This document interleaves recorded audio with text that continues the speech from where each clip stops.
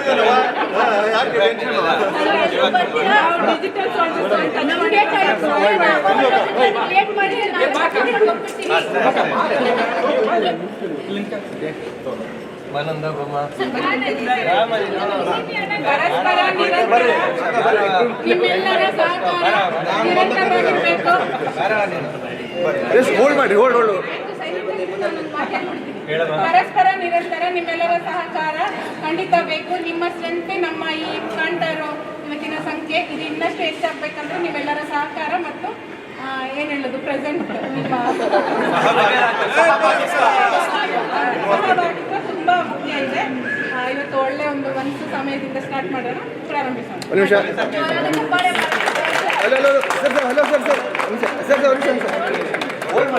Look, hello madam, look. Smile. Smile. Cut ಮಾಡಿ.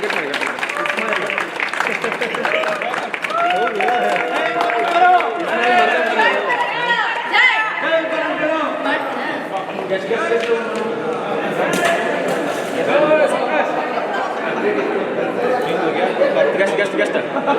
हम team लेते हैं.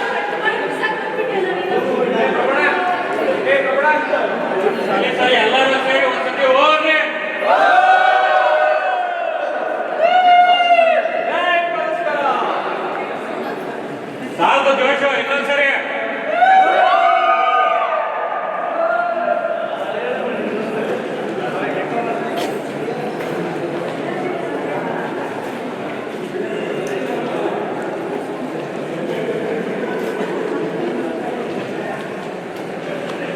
ಕೈ ಮಾಡಿ ಅಲ್ಲಿ ಹಂಗೆ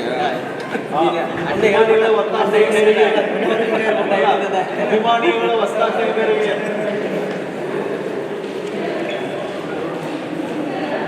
ಕ್ಲಿಕ್ ಮಾಡಿ ಕಾಪಿ ಮಾಡೋದು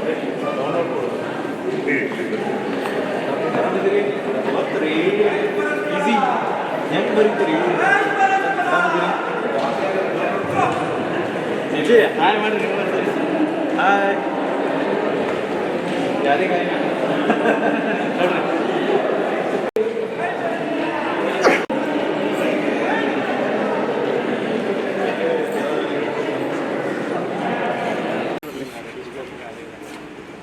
जी कट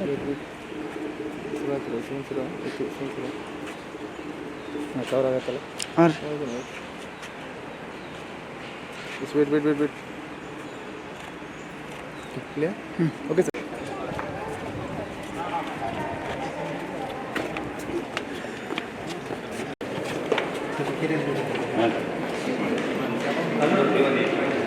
ಅಣ್ಣ ಹಿಂಗೆ ಹಾಂ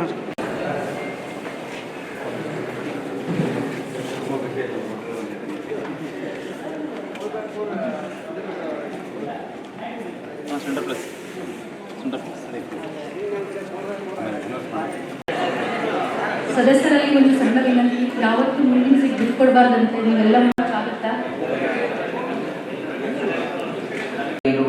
ಕನ್ನಡ ರಾಜ್ಯೋತ್ಸವದ ಹಾರ್ದಿಕ ಶುಭಾಶಯಗಳು.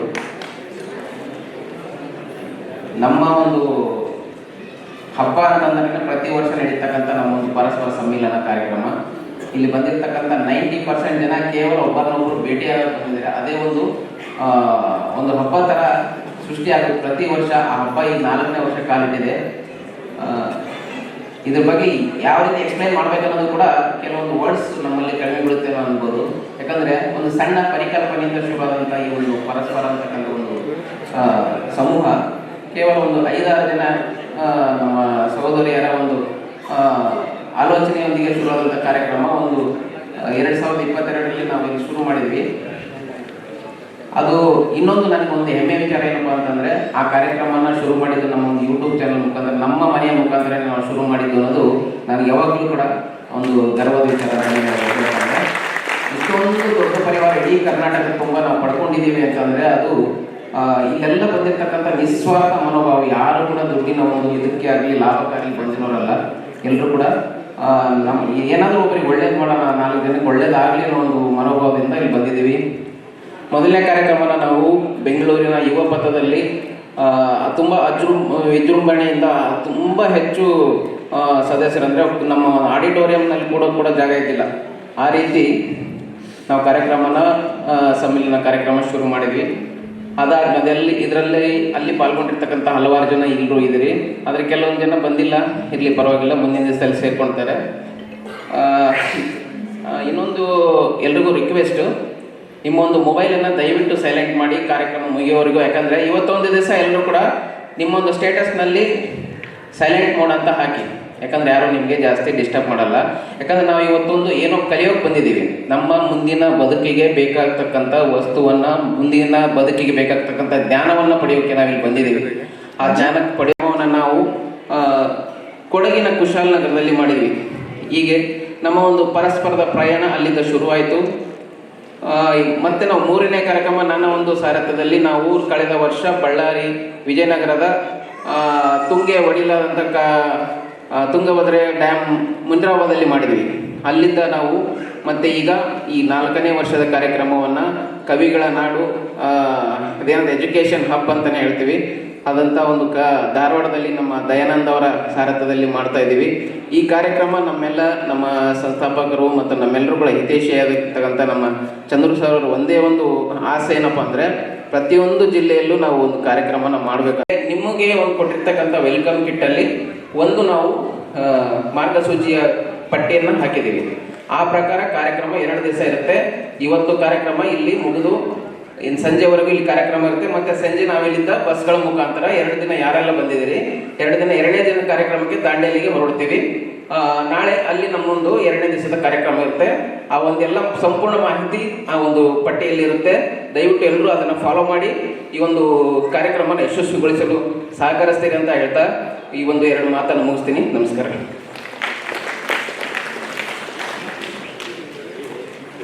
ಇನ್ನೊಂದು ರಿಕ್ವೆಸ್ಟ್, ಎಲ್ಲರೂ ಹೊರಗಡೆ ಭಾಳಷ್ಟು ಜನ ನಿಂತಿದ್ದೀರಿ, ಅವರೆಲ್ಲರೂ ಕೂಡ ದಯವಿಟ್ಟು ಬಂದು ನಿಮ್ಮ ಆಸನವನ್ನು ಸ್ವೀಕರಿಸಬೇಕಾಗಿ ವಿನಂತಿ. ಯಾಕಂದರೆ ಕಾರ್ಯಕ್ರಮ ಸ್ಟಾರ್ಟ್ ಆಗಿದೆ ಆಲ್ರೆಡಿ.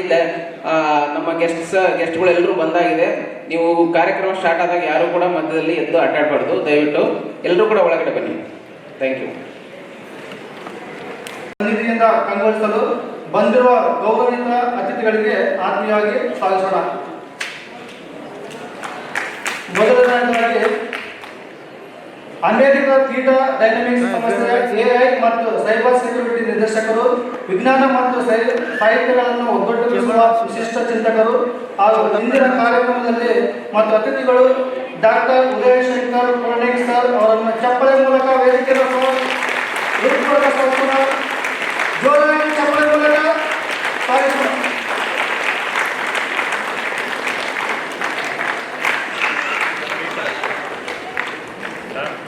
ಜೋರಾಗಿ ಚಪ್ಪಳೆ ಮೂಲಕ ಸ್ವಾಗತಿಸೋಣ.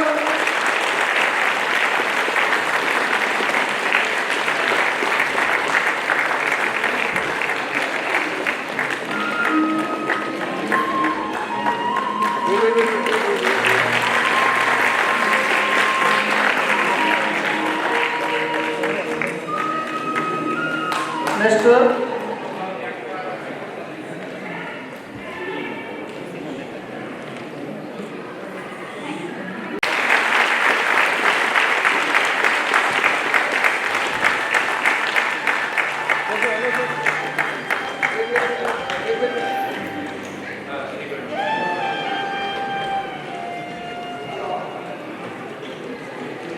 ಕೇರಳ ರಿಫೈನ್ ಸಂಸ್ಥೆಯ ಸಂಸ್ಥಾಪಕ ಧನ್ಯವಾದಗಳು ಸಲ್ಲಿಸೋಣ.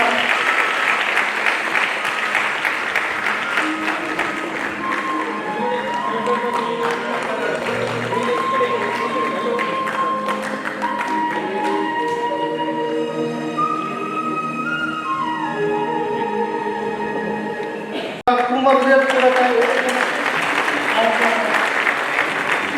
ಜೋರಾದ ಚಪ್ಪಲೆ ಮೂಲಕ ಸಾರಿಸೋಣ.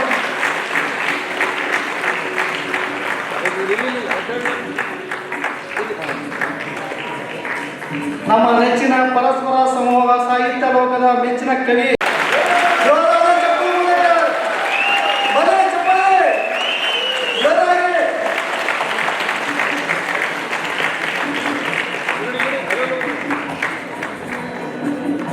ಪರಸ್ಪರ ಪರಿವಾರದ ಸಾರಥಿ, ಇಂದಿನ ಒಗ್ಗಟ್ಟಿನ ಬಲದ ಸಹಕಾರ ಶಕ್ತಿ ಮತ್ತು ಸ್ಫೂರ್ತಿ ದೀಪ ಅವರು ವೇದಿಕೆ ಮೇಲೆ ಉಪಸ್ಥಿತರಾಗಿ ಕಾರ್ಯಕ್ರಮಕ್ಕೆ ಇನ್ನಷ್ಟು ಬಲಪೂರ್ವಕ ವೇದಿಕೆ ಸಾಗಿಸಿಕೊಂಡ ಮತ್ತು ಕೊನೆಗೆ ಈ ಪರವಶ ಕಾರ್ಯಕ್ರಮದ ಪ್ರೇರಣೆಯ ಶಕ್ತಿಯಾಗಿ ಅವರು ಚಪ್ಪಲುಗಳಿಗೆ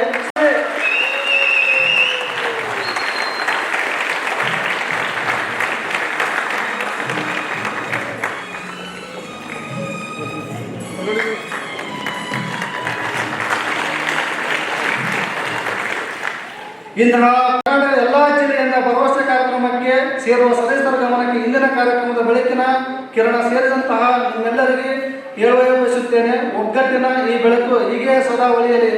ಪರಸ್ಪರ ಪರ್ವ ಸಮ್ಮೇಳನ 2020 ಗಣ್ಯರನ್ನು ವೇದಿಕೆಗೆ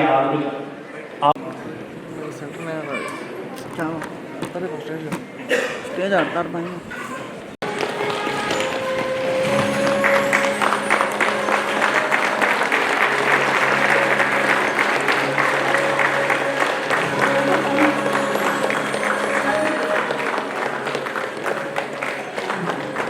ಅಚ್ಚೇವು ಕನ್ನಡದ ದೀಪ, ಅಚ್ಚೇವು ಕನ್ನಡದ ದೀಪ, ಕರುನಾಡ ದೀಪ, ಸಿರಿನುಡಿಯ ದೀಪ, ಹೊಲಗೈತಿ ತೋರುವ ದೀಪ.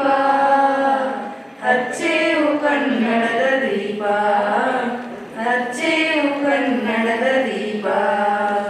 ಬಹುದಿನಗಳಿಂದ ಮೈ ಮರೆವೆಯಿಂದ ಕೂಡಿರುವ ಕೊಳೆಯ ಕೊಚ್ಚೇವು. ಎಲ್ಲೆಲ್ಲಿ ಕನ್ನಡದ ಕಂಪು ಸೂಸಲು ಅಲ್ಲಲ್ಲಿ ಕರ್ಣ ಚಾಚೇವು.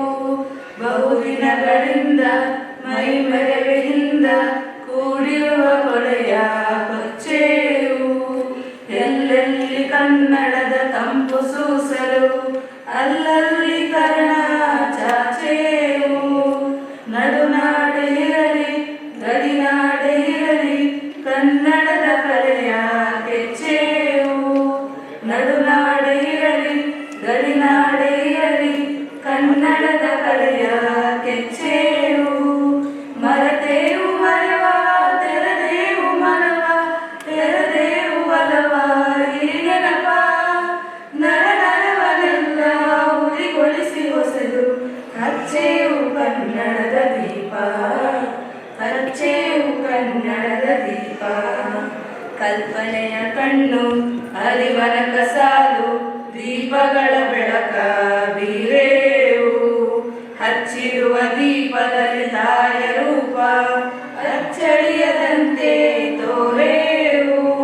ಕಲ್ಪನೆಯ ಕಣ್ಣು ಅರಿವನ ಕಸಾಲು ದೀಪಗಳ ಬೆಳಕ ಬೀರೇವು. ಹಚ್ಚಿರುವ ದೀಪದಲ್ಲಿ ತಾಯ ರೂಪ ಅಚ್ಚಳಿಯದಂತೆ ತೋರೇವು. ಒಳಗೊಡಲ ಕಿಚ್ಚಿನ ಬಿರಿಗಳನ್ನು ಗಡಿನಾಡಿನಾಚೆ ತೋರೇವು. ಒಳಗೊಡಲ ಕಿಚ್ಚಿನ ಬಿರಿಗಳನ್ನು ಗಡಿನಾಡಿನಾಚೆ ತೋರೇವು. ಒಮ್ಮಿರದು ಪ್ರೀತಿ ಎಲ್ಲಿ ಅದು ಭೀತಿ, ನಾಡೊಳಗೆ ನೀತಿ ಹಿಡಿ ನೆನಪ. ಮನೆ ಮನೆಗಳಲ್ಲಿ ಮನೆ ಮನೆಗಳಲ್ಲಿ ಅಚ್ಚೇವು ಕನ್ನಡದ ದೀಪ, ಅಚ್ಚೇವು ಕನ್ನಡ.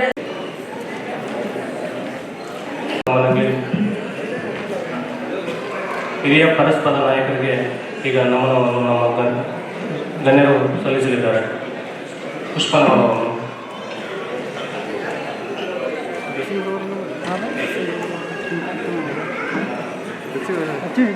ಶಿವಾನಂದ ಸ್ವಾಮಿಯವರಿಗೆ ಪುಷ್ಪನಮನವನ್ನು ಸಲ್ಲಿಸಲು ನಮ್ಮ ಪರಸ್ಪರದ ಹಿರಿಯ ನಾಯಕರಾದ ಶ್ರೀಯುತ ಕಾಂತರಾಜೇಶ್ವರ ಮಹಾನಂದ ಮೇಡಮ್ ಆ ಹಿರಿಯ ದಿಗ್ಗಜರಲ್ಲೂ ವೇದಿಕೆಗೆ ಆಸೀನರಾಗಬೇಕಾಗಿ ತಮ್ಮಲ್ಲಿ ಮನವಿ.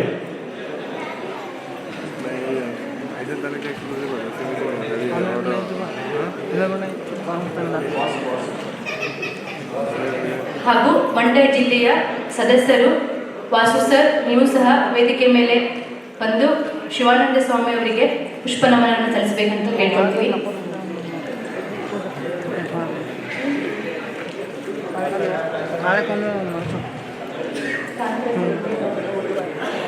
ಮಂಡ್ಯ ಜಿಲ್ಲೆಯ ಸದಸ್ಯರೆಲ್ಲರೂ ಬರಬೇಕು. ಮಂಡ್ಯ ಜಿಲ್ಲೆಯ ಸಕ್ರಿಯ ಸದಸ್ಯರಾದಂತಹ ದಿವಂಗತ ಶಿವಾನಂದ ಸ್ವಾಮಿ ಅವರು ಕೊನೆಯ ಕ್ಷಣ ತನಕ ಪರಸ್ಪರದಲ್ಲಿನೇ ಇದ್ರು. ಆ ಗೌರವಪೂರ್ಣವಾಗಿ ನಾವು ಪ್ರತಿ ವರ್ಷನೂ ಸಹ ಪರಸ್ಪರ ವೇದಿಕೆಯನ್ನ ಶಿವಾನಂದ ಸ್ವಾಮಿ ವೇದಿಕೆಯ ಮುಖಾಂತರನೇ ಆಚರಣೆ ಮಾಡೋದು. ಹಾಗಾಗಿ ಪರಸ್ಪರದಿಂದ ಪುಷ್ಪ ನಮನವನ್ನು ನಾವು ದಿವಂಗತ ಶಿವಾನಂದ ಸ್ವಾಮಿ ಅವರಿಗೆ ಅರ್ಪಿಸ್ತಾ ಇದ್ದೇವೆ.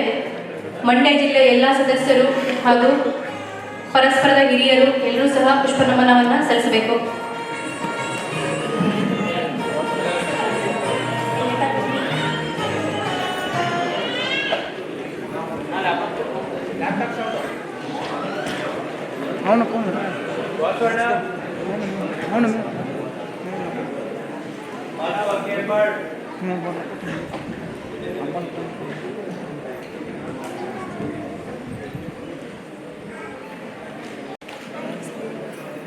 ಶ್ರೀಯುತ ದಿವಂಗತ ಶಿವಾನಂದ ಸ್ವಾಮಿಯವರು ಮಂಡ್ಯ ಜಿಲ್ಲೆಯವರು.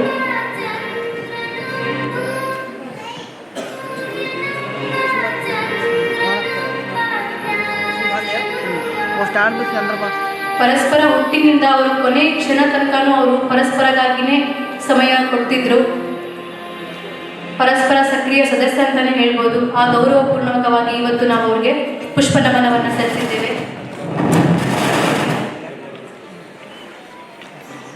ನುಡಿಗಟ್ಟಿನ ಪ್ರಕಾರ ತಾಯಿ ಭುವನೇಶ್ವರಿ ಅವರ ಭಾವಚಿತ್ರಕ್ಕೆ ಪುಷ್ಪ ನಮನವನ್ನು ಸಲ್ಲಿಸುವ ಮೂಲಕ ಇಂದು ನಾವು ಕರ್ನಾಟಕ ರಾಜ್ಯೋತ್ಸವವನ್ನು ಆಚರಿಸೋಣ. ವೇದಿಕೆಯಲ್ಲಿ ಆಸೀನರಾದಂತಹ ಗಣ್ಯರೆಲ್ಲರೂ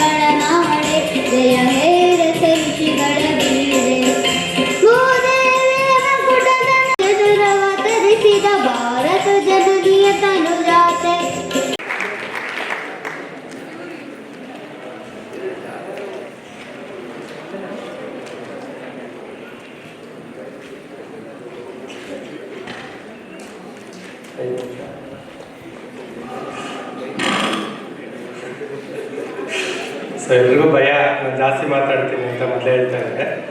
ರಜೆ ಸತಿ ವಿಡಿಯೋ ಪ್ಲೇ ಮಾಡಿ.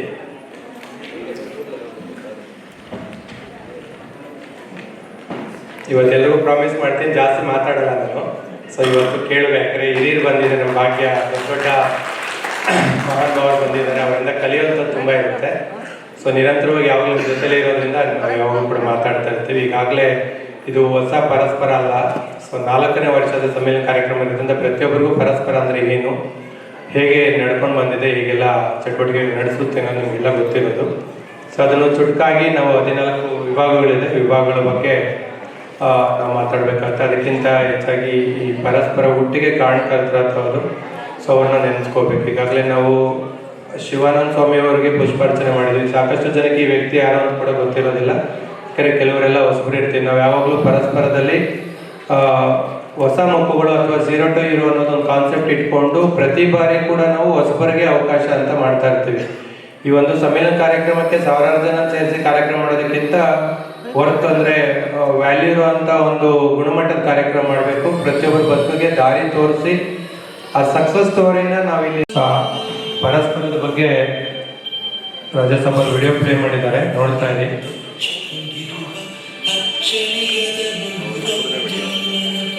ಪರಸ್ಪರ ಆಗಸ್ಟ್ 15, 4 ವರ್ಷಗಳಿಂದ ರಾಜ್ಯಸಭಾ ಅವ್ರ ಮನೆಯಲ್ಲಿ ಇದನ್ನ ಸೃಷ್ಟಿ ಮಾಡಿದ್ವಿ. ಇದಕ್ಕೆ ಸೃಷ್ಟಿ ಮಾಡೋದಕ್ಕೆ ಮೂಲ ಕಾರಣಕರ್ತರು ಫ್ರಂಟ್ ಬೆಂಚಲ್ಲಿ ಕೂತಿದ್ದಾರೆ, 1-2 ಜನ ಮಿಸ್ ಆಗಿದ್ದಾರೆ. ಬರೀ ನಮ್ಮ ಟೀಮ್ 21 ಅಂತೇಳಿ 21 ಜನ ತಂಡಕ್ಕೆ ಸೀಮಿತವಾಗಿದ್ದಂಥ ಒಂದು ಪರಸ್ಪರನ ಇಡೀ ರಾಜ್ಯ ಮಟ್ಟಕ್ಕೆ ಎಲ್ಲ ಉದ್ಯಮಗಳಿಗೆ ತಲುಪಿಸಬೇಕು. ನಾವು ಮಾತ್ರ ಇಲ್ಲಿ ಸಕ್ಸಸ್ ಆದರೆ ಸಾಲದು, ನಮ್ಮ ಹಾಗೆ ಇಡೀ ರಾಜ್ಯದಲ್ಲಿ ಯಾರೆಲ್ಲ ತಮ್ಮ ಬದುಕು ಕಟ್ಕೊಳ್ತಾರೆ ಆ ಬದುಕನ್ನು ರೂಪಿಸ್ಕೊಳ್ಳೋರಿಗೆ ನಾವು ದಾರಿ ಹಾಕಬೇಕು.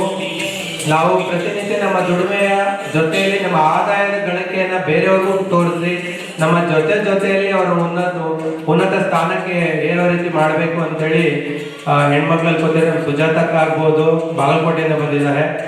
ಸೊ ಬೆಳಗಾವಿ ಸವಿತಾ ಅವರಾಗ್ಬೋದು, ಗಾಯತ್ರಿ ಮಂಗಳೂರಿಂದ ಬಂದಿದ್ದಾರೆ, ಮಹಾನಂದ ಕಲಬುರ್ಗಿ ಬಂದಿದ್ದಾರೆ, ಹಾಗೆ ರಾಮು ಮೈಸೂರಿಂದ ಯಶೋಧ ಅವರು ಬರಬೇಕಿತ್ತು. ಇವತ್ತು ಇನ್ನೊಂದು ಖುಷಿ ವಿಚಾರ ಏನಂದ್ರೆ ಅವರ ಸಮಾಜ ಸೇವೆಯನ್ನು ಗುರುತಿಸಿ ಇವತ್ತು ಕನ್ನಡ ಮತ್ತು ಸಂಸ್ಕೃತಿ ಇಲಾಖೆ ಅವರಿಗೆ ರಾಜ್ಯೋತ್ಸವ ಪ್ರಶಸ್ತಿ ಕೂಡ ಕೊಟ್ಟಿದೆ. ಆ ಕಾರಣಕ್ಕೆ ಅವರು ಇಲ್ಲಿ ಬರೋಕ್ಕಾಗಲಿಲ್ಲ. ಅವ್ರು ತುಂಬಾ ದುಃಖದಿಂದ ನಾನು ಬರೋಕ್ಕಾಗಲಿಲ್ಲ ಅಂತ ನೋವು ತೊಡ್ಕೊಂಡಾಗ ನಾನು ಹೇಳಿದೆ, ಅವಕಾಶಗಳು ಸಿಕ್ಕಿದಾಗ ಸದುಪಯೋಗ ಪಡಿಸ್ಕೋಬೇಕು. ನಮ್ಮ ಏಳಿಗೆಗೆ ನಾವೇ ಶಿಲ್ಪಿ.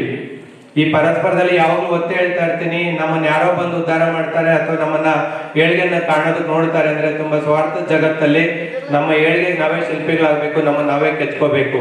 ನಮ್ಮ ಮುಂದಿನ ಬದುಕಿಗೆ ನಾವೇನ್ ಬೇಕು ಅನ್ನೋದನ್ನ ನಮ್ಮ ಕೈಯಲ್ಲೇ ಇರೋದನ್ನ ನಾವು ರೂಢಿಸ್ಕೊಳ್ಳೋದು ನಮ್ ಬಹು ಮುಖ್ಯ ಆಗುತ್ತೆ. ಹಾಗಾಗಿ ಈ ಪರಸ್ಪರ ಹುಟ್ಟಿಗೆ ಕಾರಣಕರ್ತರಾದವ್ರಿಗೆ ನಾವು ಕೃತಜ್ಞತೆ ಸಲ್ಲಿಸೋದು ಬಹು ಮುಖ್ಯ. ಈ ಕನಸನ್ನ ನಂತರ ಮಾಡೋದಕ್ಕೆ ಮೊದಲು ನನಗೆ ಸಾಕಾಗಿದ್ದು ರಾಜಾ ಸಾಬ್ ಅವರು, ಜಿ ನೀವೇನೇ ಮಾಡಿದ್ರು ಒಳ್ಳೆ ಕೆಲಸ ಮಾಡ್ತೇನೆ, ನಿಮ್ಮ ಜೊತೆಲಿ ನಾನು ಇರ್ತೀನಿ, ಇದನ್ನ ಮುಂದುವರ್ಸ್ಕೊಂಡು ಹೋಗೋಣ, ನಾವು ಸಕ್ಸಸ್ ಮಾಡೋಣ ಅಂತೇಳಿ. ಅವರು ಬಳ್ಳಾರಿನಲ್ಲಿ ಬಿಸಿ ಮ್ಯಾನ್ ಅಂತಾನೆ ಕರಿತೀವಿ. ಹೆಚ್ಚಾಗಿ ತುಂಬಾ ಅವರು ಒತ್ತಡದ ಬಿಸ್ನೆಸ್ ಅಂದ್ರೆ ತುಂಬಾ ಜಾಸ್ತಿ ಕೆಲಸ ಮಾಡುವಂತ ವ್ಯಕ್ತಿ. ದಿನನಿತ್ಯ ನೀವು ಅವ್ರ ಆದಾಯ ನೋಡ್ತಾ ಇರ್ತೀರಿ, ಗ್ರೂಪಲ್ಲಿ ಆಗ್ತಿರ್ತಾರೆ. ಅಂತ ಆದಾಯದ ಸಮಯ ಅಥವಾ ಅವ್ರ ಉದ್ಯೋಗ ಅಷ್ಟು ಬ್ಯುಸಿ ಇದ್ರು ಕೂಡ ಅವರು ಪರಸ್ಪರ ಒತ್ತು ಕೊಟ್ಟು ನಾನು ನಿಮ್ಮ ಜೊತೆಲಿ ನಿಲ್ತೀನಿ, ಉದ್ದೇಶ ಒಳ್ಳೇದಿದೆ, ನೀವೇನೇ ಮಾಡಿದ್ರು ನನ್ನ ಜೊತೆಲಿ ಇರ್ತೀನಿ ಅಂತ ಹೇಳಿದ್ರು. ಸೊ ಅವರು ಕೂಡ ಇಲ್ಲಿ ಇದ್ದಾರೆ. ಈಗಾಗಲೇ ನಾವು ಪುಷ್ಪನಮನ ಮಾಡಿದ್ವಿ. ಶಿವಾನಂದ ಸ್ವಾಮಿ ಅವರು ಕೂಡ ನನಗೆ ಮಾತು ಕೊಟ್ಟಿದ್ರು, ಪರಸ್ಪರ ನಿರಂತರ ಪರಸ್ಪರ ಪ್ರತಿದಿನ ಪ್ರಗತಿ ಹೊಂದಬೇಕು, ನಾನು ಕೂಡ ನನ್ನ ಜೀವ ಇರುವಷ್ಟು ದಿನ ನೀನು ಪರಸ್ಪರ ಜೊತೆಲಿ ಇರ್ತೀನಿ ಅಂತೇಳಿ. ಪರಸ್ಪರದ ಮೊದಲನೇ ಸಭೆ ನಾವು ಮಾಡಿದ್ದೆ ಮಂಡ್ಯನಲ್ಲಿ ಶಿವಾನಂದ ಸ್ವಾಮಿ ಸಾರಥ್ಯದಲ್ಲಿ. ಸೊ ಅವರು ಇವತ್ತಿಲ್ಲ, ಬಟ್ ಅವರು ಕೊನೆ ಉಸಿರೆಳೆಯೋ ದಿವಸ ಕೂಡ ಪರಸ್ಪರದವರು ನನಗೆ ಕಷ್ಟ ಇದೆ, ಏನೋ ಒಂದು ಸರ್ವಿಸ್ ಹೇಳ್ಕೊಡು ಅಂದ್ರೆ ಮಧ್ಯಾಹ್ನ 1 ಗಂಟೆಯಲ್ಲಿ NADS ತಗೊಂಡು ಹೇಳ್ಕೊಡ್ತಾರೆ, 2 ಗಂಟೆಯಲ್ಲಿ ಎದೇನೋ ಕಾಣಿಸ್ಕೊಳ್ಳುತ್ತೆ. ಅವ್ರ ಆಸ್ಪತ್ರೆಗೆ ಹೋದವ್ರು ಬರೋದಿಲ್ಲ. ಅವರು ದೈಹಿಕವಾಗಿ ನಮ್ಮ ಜೊತೆಲಿ ಇದ್ರು, ಮಾನಸಿಕವಾಗಿ ಯಾವಾಗ್ಲೂ ನಮ್ಮ ಜೊತೆಲಿ ಇರ್ತಾರೆ ಅನ್ನೋ ನಂಬಿಕೆ. ಹಾಗಾಗಿ ಪರಸ್ಪರ ಯಾವತ್ತು ಏನೇ ಕೆಲಸ ಮಾಡಿದ್ರು ಶಿವಾನಂದ ಸ್ವಾಮಿ ಅವರ ಆಶೀರ್ವಾದ ಮತ್ತೆ ಅವರ ನೆನಪನ್ನು ಮಾಡಿಕೊಂಡೇ ನಾವು ಮುಂದೆ ಸಾಗಬೇಕು ಅನ್ನೋದು ನನ್ನ ಆಸೆ. ಹಾಗಾಗಿ ಶಿವಾನಂದ ಸ್ವಾಮಿ ಅವರಿಗೆ ನಾವು ಇವತ್ತು ಪುಷ್ಪನಮನ ಸಲ್ಲಿಸಿದ್ದೀವಿ. ಹಾಗೆ ಈ ಪರಸ್ಪರ ರಾಜ್ಯಾದ್ಯಂತ ತಲುಪಿಸೋದಕ್ಕೆ ನನ್ನ ಜೊತೆಲಿ ಬೆನ್ನೆಲುಬಾಗಿ ನಿಂತಿದ್ದು ನಮ್ಮ ಕಾಂತಣ್ಣ. ಎಲ್ಲಿ ಕೂತಿದ್ದಾರೆ ಕಾಣ್ತಿಲ್ಲ, ಸೊ ಇಲ್ಲೇ ಇದ್ದಾರೆ ಕಾಂತಣ್ಣ. ನಾನು ಅವ್ರಿಗೆ ಹೇಳಿದೆ, ನನಗೆ ಭಯ ಆಗ್ತಿದೆ, ರಾಜ್ಯ ಮಟ್ಟದಲ್ಲಿ ದೊಡ್ಡ ಸಂಸ್ಥೆ ಮಾಡಿಬಿಟ್ಟಿದ್ದೀವಿ, ಇದನ್ನ ಹೇಗೆ ತಗೊಂಡೋಗೋದು, ನನಗೆ ಕಷ್ಟ ಆಗ್ಬೋದು ಅಂತ ಹೇಳಿದಾಗ, ನಿನಗೆ ಯಾಕೆ ನನ್ನ ಜೊತೆಲಿ ಇರ್ತೀನಿ, ಸೊ ನಾವು ಮಾಡೋಣ ಅಂತೇಳಿ ಇಡೀ ರಾಜ್ಯ 48,000 ಕಿಲೋಮೀಟರ್ ಟ್ರಾವೆಲ್ ಮಾಡಿದ್ದಾರೆ. ಅವ್ರ ಶ್ರಮ ತುಂಬ ಇದೆ, ನಾನು ಭಾವಕ್ಕೆ ಆಗ್ತಾ ಇದ್ದೀನಿ ಅನ್ಸುತ್ತೆ. ಸೊ ಅವ್ರ ಶ್ರಮ ತುಂಬ ಇದೆ. ಅವರೆಲ್ಲ ಇಲ್ಲ ಅಂದ್ರೆ ಇವತ್ತು ಈ ಪರಸ್ಪರ 4ನೇ ಕಾರ್ಯಕ್ರಮನ ನಾವು ಈ ಹಂತದಲ್ಲಿ ನೋಡೋಕ್ಕಾಗ್ತಿಲ್ಲ. ಇವತ್ತು ನಾವು ಮಾಡಿರೋದು ಕೆಲಸನ IIT ಮುಂಬೈಲಿ ಶ್ಲಾಘಿಸ್ತಾರೆ. ಎಂಟರ್ಪ್ರೈನರ್ಸ್ಗೆ ಒಂದು ಟ್ರೈನಿಂಗ್ ಸೆಷನ್ಸ್ ಮಾಡ್ತಾರೆ, ಅವ್ರು ನೋಡಿ ಕಲಿಬೇಕು ಅಂತ. ನಮ್ಮನ್ನು ಮಾದರಿಯಾಗಿ ತಗೊಂಡು ಇಡೀ ದೇಶದಲ್ಲಿ ಸುಮಾರು 6 ರಾಜ್ಯಗಳಲ್ಲಿ ನಮ್ಮ ಮಾದರಿಯಾಗಿ ತಗೊಂಡು ಈ ರೀತಿ ಚಟುವಟಿಕೆಗಳನ್ನ ಅವರು ಕೂಡ ಪ್ರಾರಂಭಿಸಿದೆ. ಅದಕ್ಕಿಂತ ದೊಡ್ಡ ಸಾರ್ಥಕ ಇನ್ನೇನು ಬೇಕು. ನನಗೆ ತುಂಬಾ ಖುಷಿ ಆಗುತ್ತೆ, ಯಾಕಂದ್ರೆ ನಾವು ಮಾತ್ರ ಬದುಕರೆ ಸಾಲದು, ನಾವೆಲ್ಲರೂ ಬದುಕಬೇಕು, ನಾವೆಲ್ಲರೂ ಬದುಕನ್ನು ರೂಪಿಸ್ಕೋಬೇಕು. ಯಶಸ್ಸು ಉದ್ಯಮಿಗಳಾಗ್ಬೇಕಾದ್ರೆ ನಮ್ಮ ಕೈಯಲ್ಲಿರೋ 5 ಬೆರಳು ಒಂದು ಸಮ ಇಲ್ಲ. ಆದರೆ ನಾವು ಇರೋ ಎಲ್ಲ ನಾವು ಸಹೋದ್ಯೋಗಿಗಳು ಒಂದೇ ಸಮಾನತೆಯಿಂದ ಬದುಕೋದಕ್ಕೆ ಸಾಧ್ಯ ಇದೆ. ಆ ಸಮ ಆಗೋದೇ ಮುಷ್ಟಿ. ಒಂದು ಐಕ್ಯತೆ ಮೂಡಿ ನಾವೆಲ್ಲರೂ ಜೊತೆಗೂಡಿ ಜೊತೆಲಿ ಇದೀವಿ ಅಂತ ಹೇಳಿ ನಮ್ಮನ್ನ ನಾವು ಜೋಡಿಸ್ಕೊಂಡಾಗ ಬೆರಳು ಸಮಾನತೆ ಇಲ್ಲಾಂದ್ರೆ ಮುಷ್ಟಿ ಸಮಾನತೆಯಲ್ಲಿ ಶಕ್ತಿಯುತವಾಗಿ ಕೆಲಸ ಮಾಡುತ್ತೆ. ಅದಕ್ಕೆಲ್ಲ ಸಾಕ್ಷಿ ನೀವೇ ಇದ್ದೀರಿ.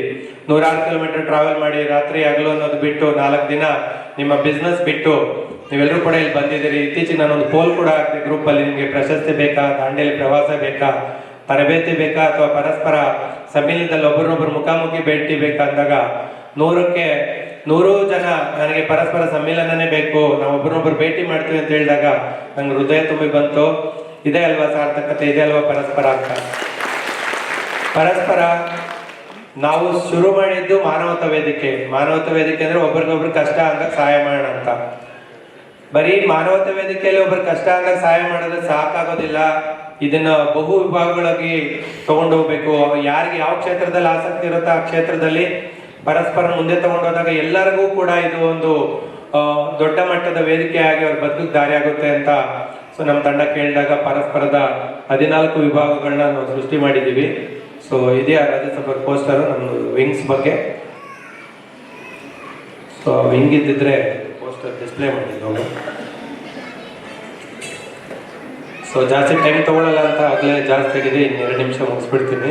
ಸೊ ಹಿರಿಯರಿಗೆ ಕೊಡಬೇಕು, ಬಟ್ ಇವೆಲ್ಲ ವಿಚಾರ ಎಲ್ಲರೂ ಗೊತ್ತಾಗಬೇಕು ಅನ್ನೋದು ನನ್ನ ಸ್ವಾರ್ಥ, ಹಾಗಾಗಿ ಹೇಳ್ತಾ ಇದ್ದೀನಿ. ಮುಖಸ್ತುತಿ ಮಾಡ್ತಿಲ್ಲ ಯಾರ್ದು ಸಹ. ಎಲ್ಲರೂ ಶ್ರಮ ಪಟ್ಟಿದ್ದಾರೆ, ಆ ಶ್ರಮಕ್ಕೆ ಪ್ರತಿಫಲ ಕೊಡ್ಬೇಕಾದ್ರೆ ಅವ್ರು ನನ್ನ ನೆನೆಸ್ಕೊಳ್ಳೋದು ನನ್ನ ಕರ್ತವ್ಯ.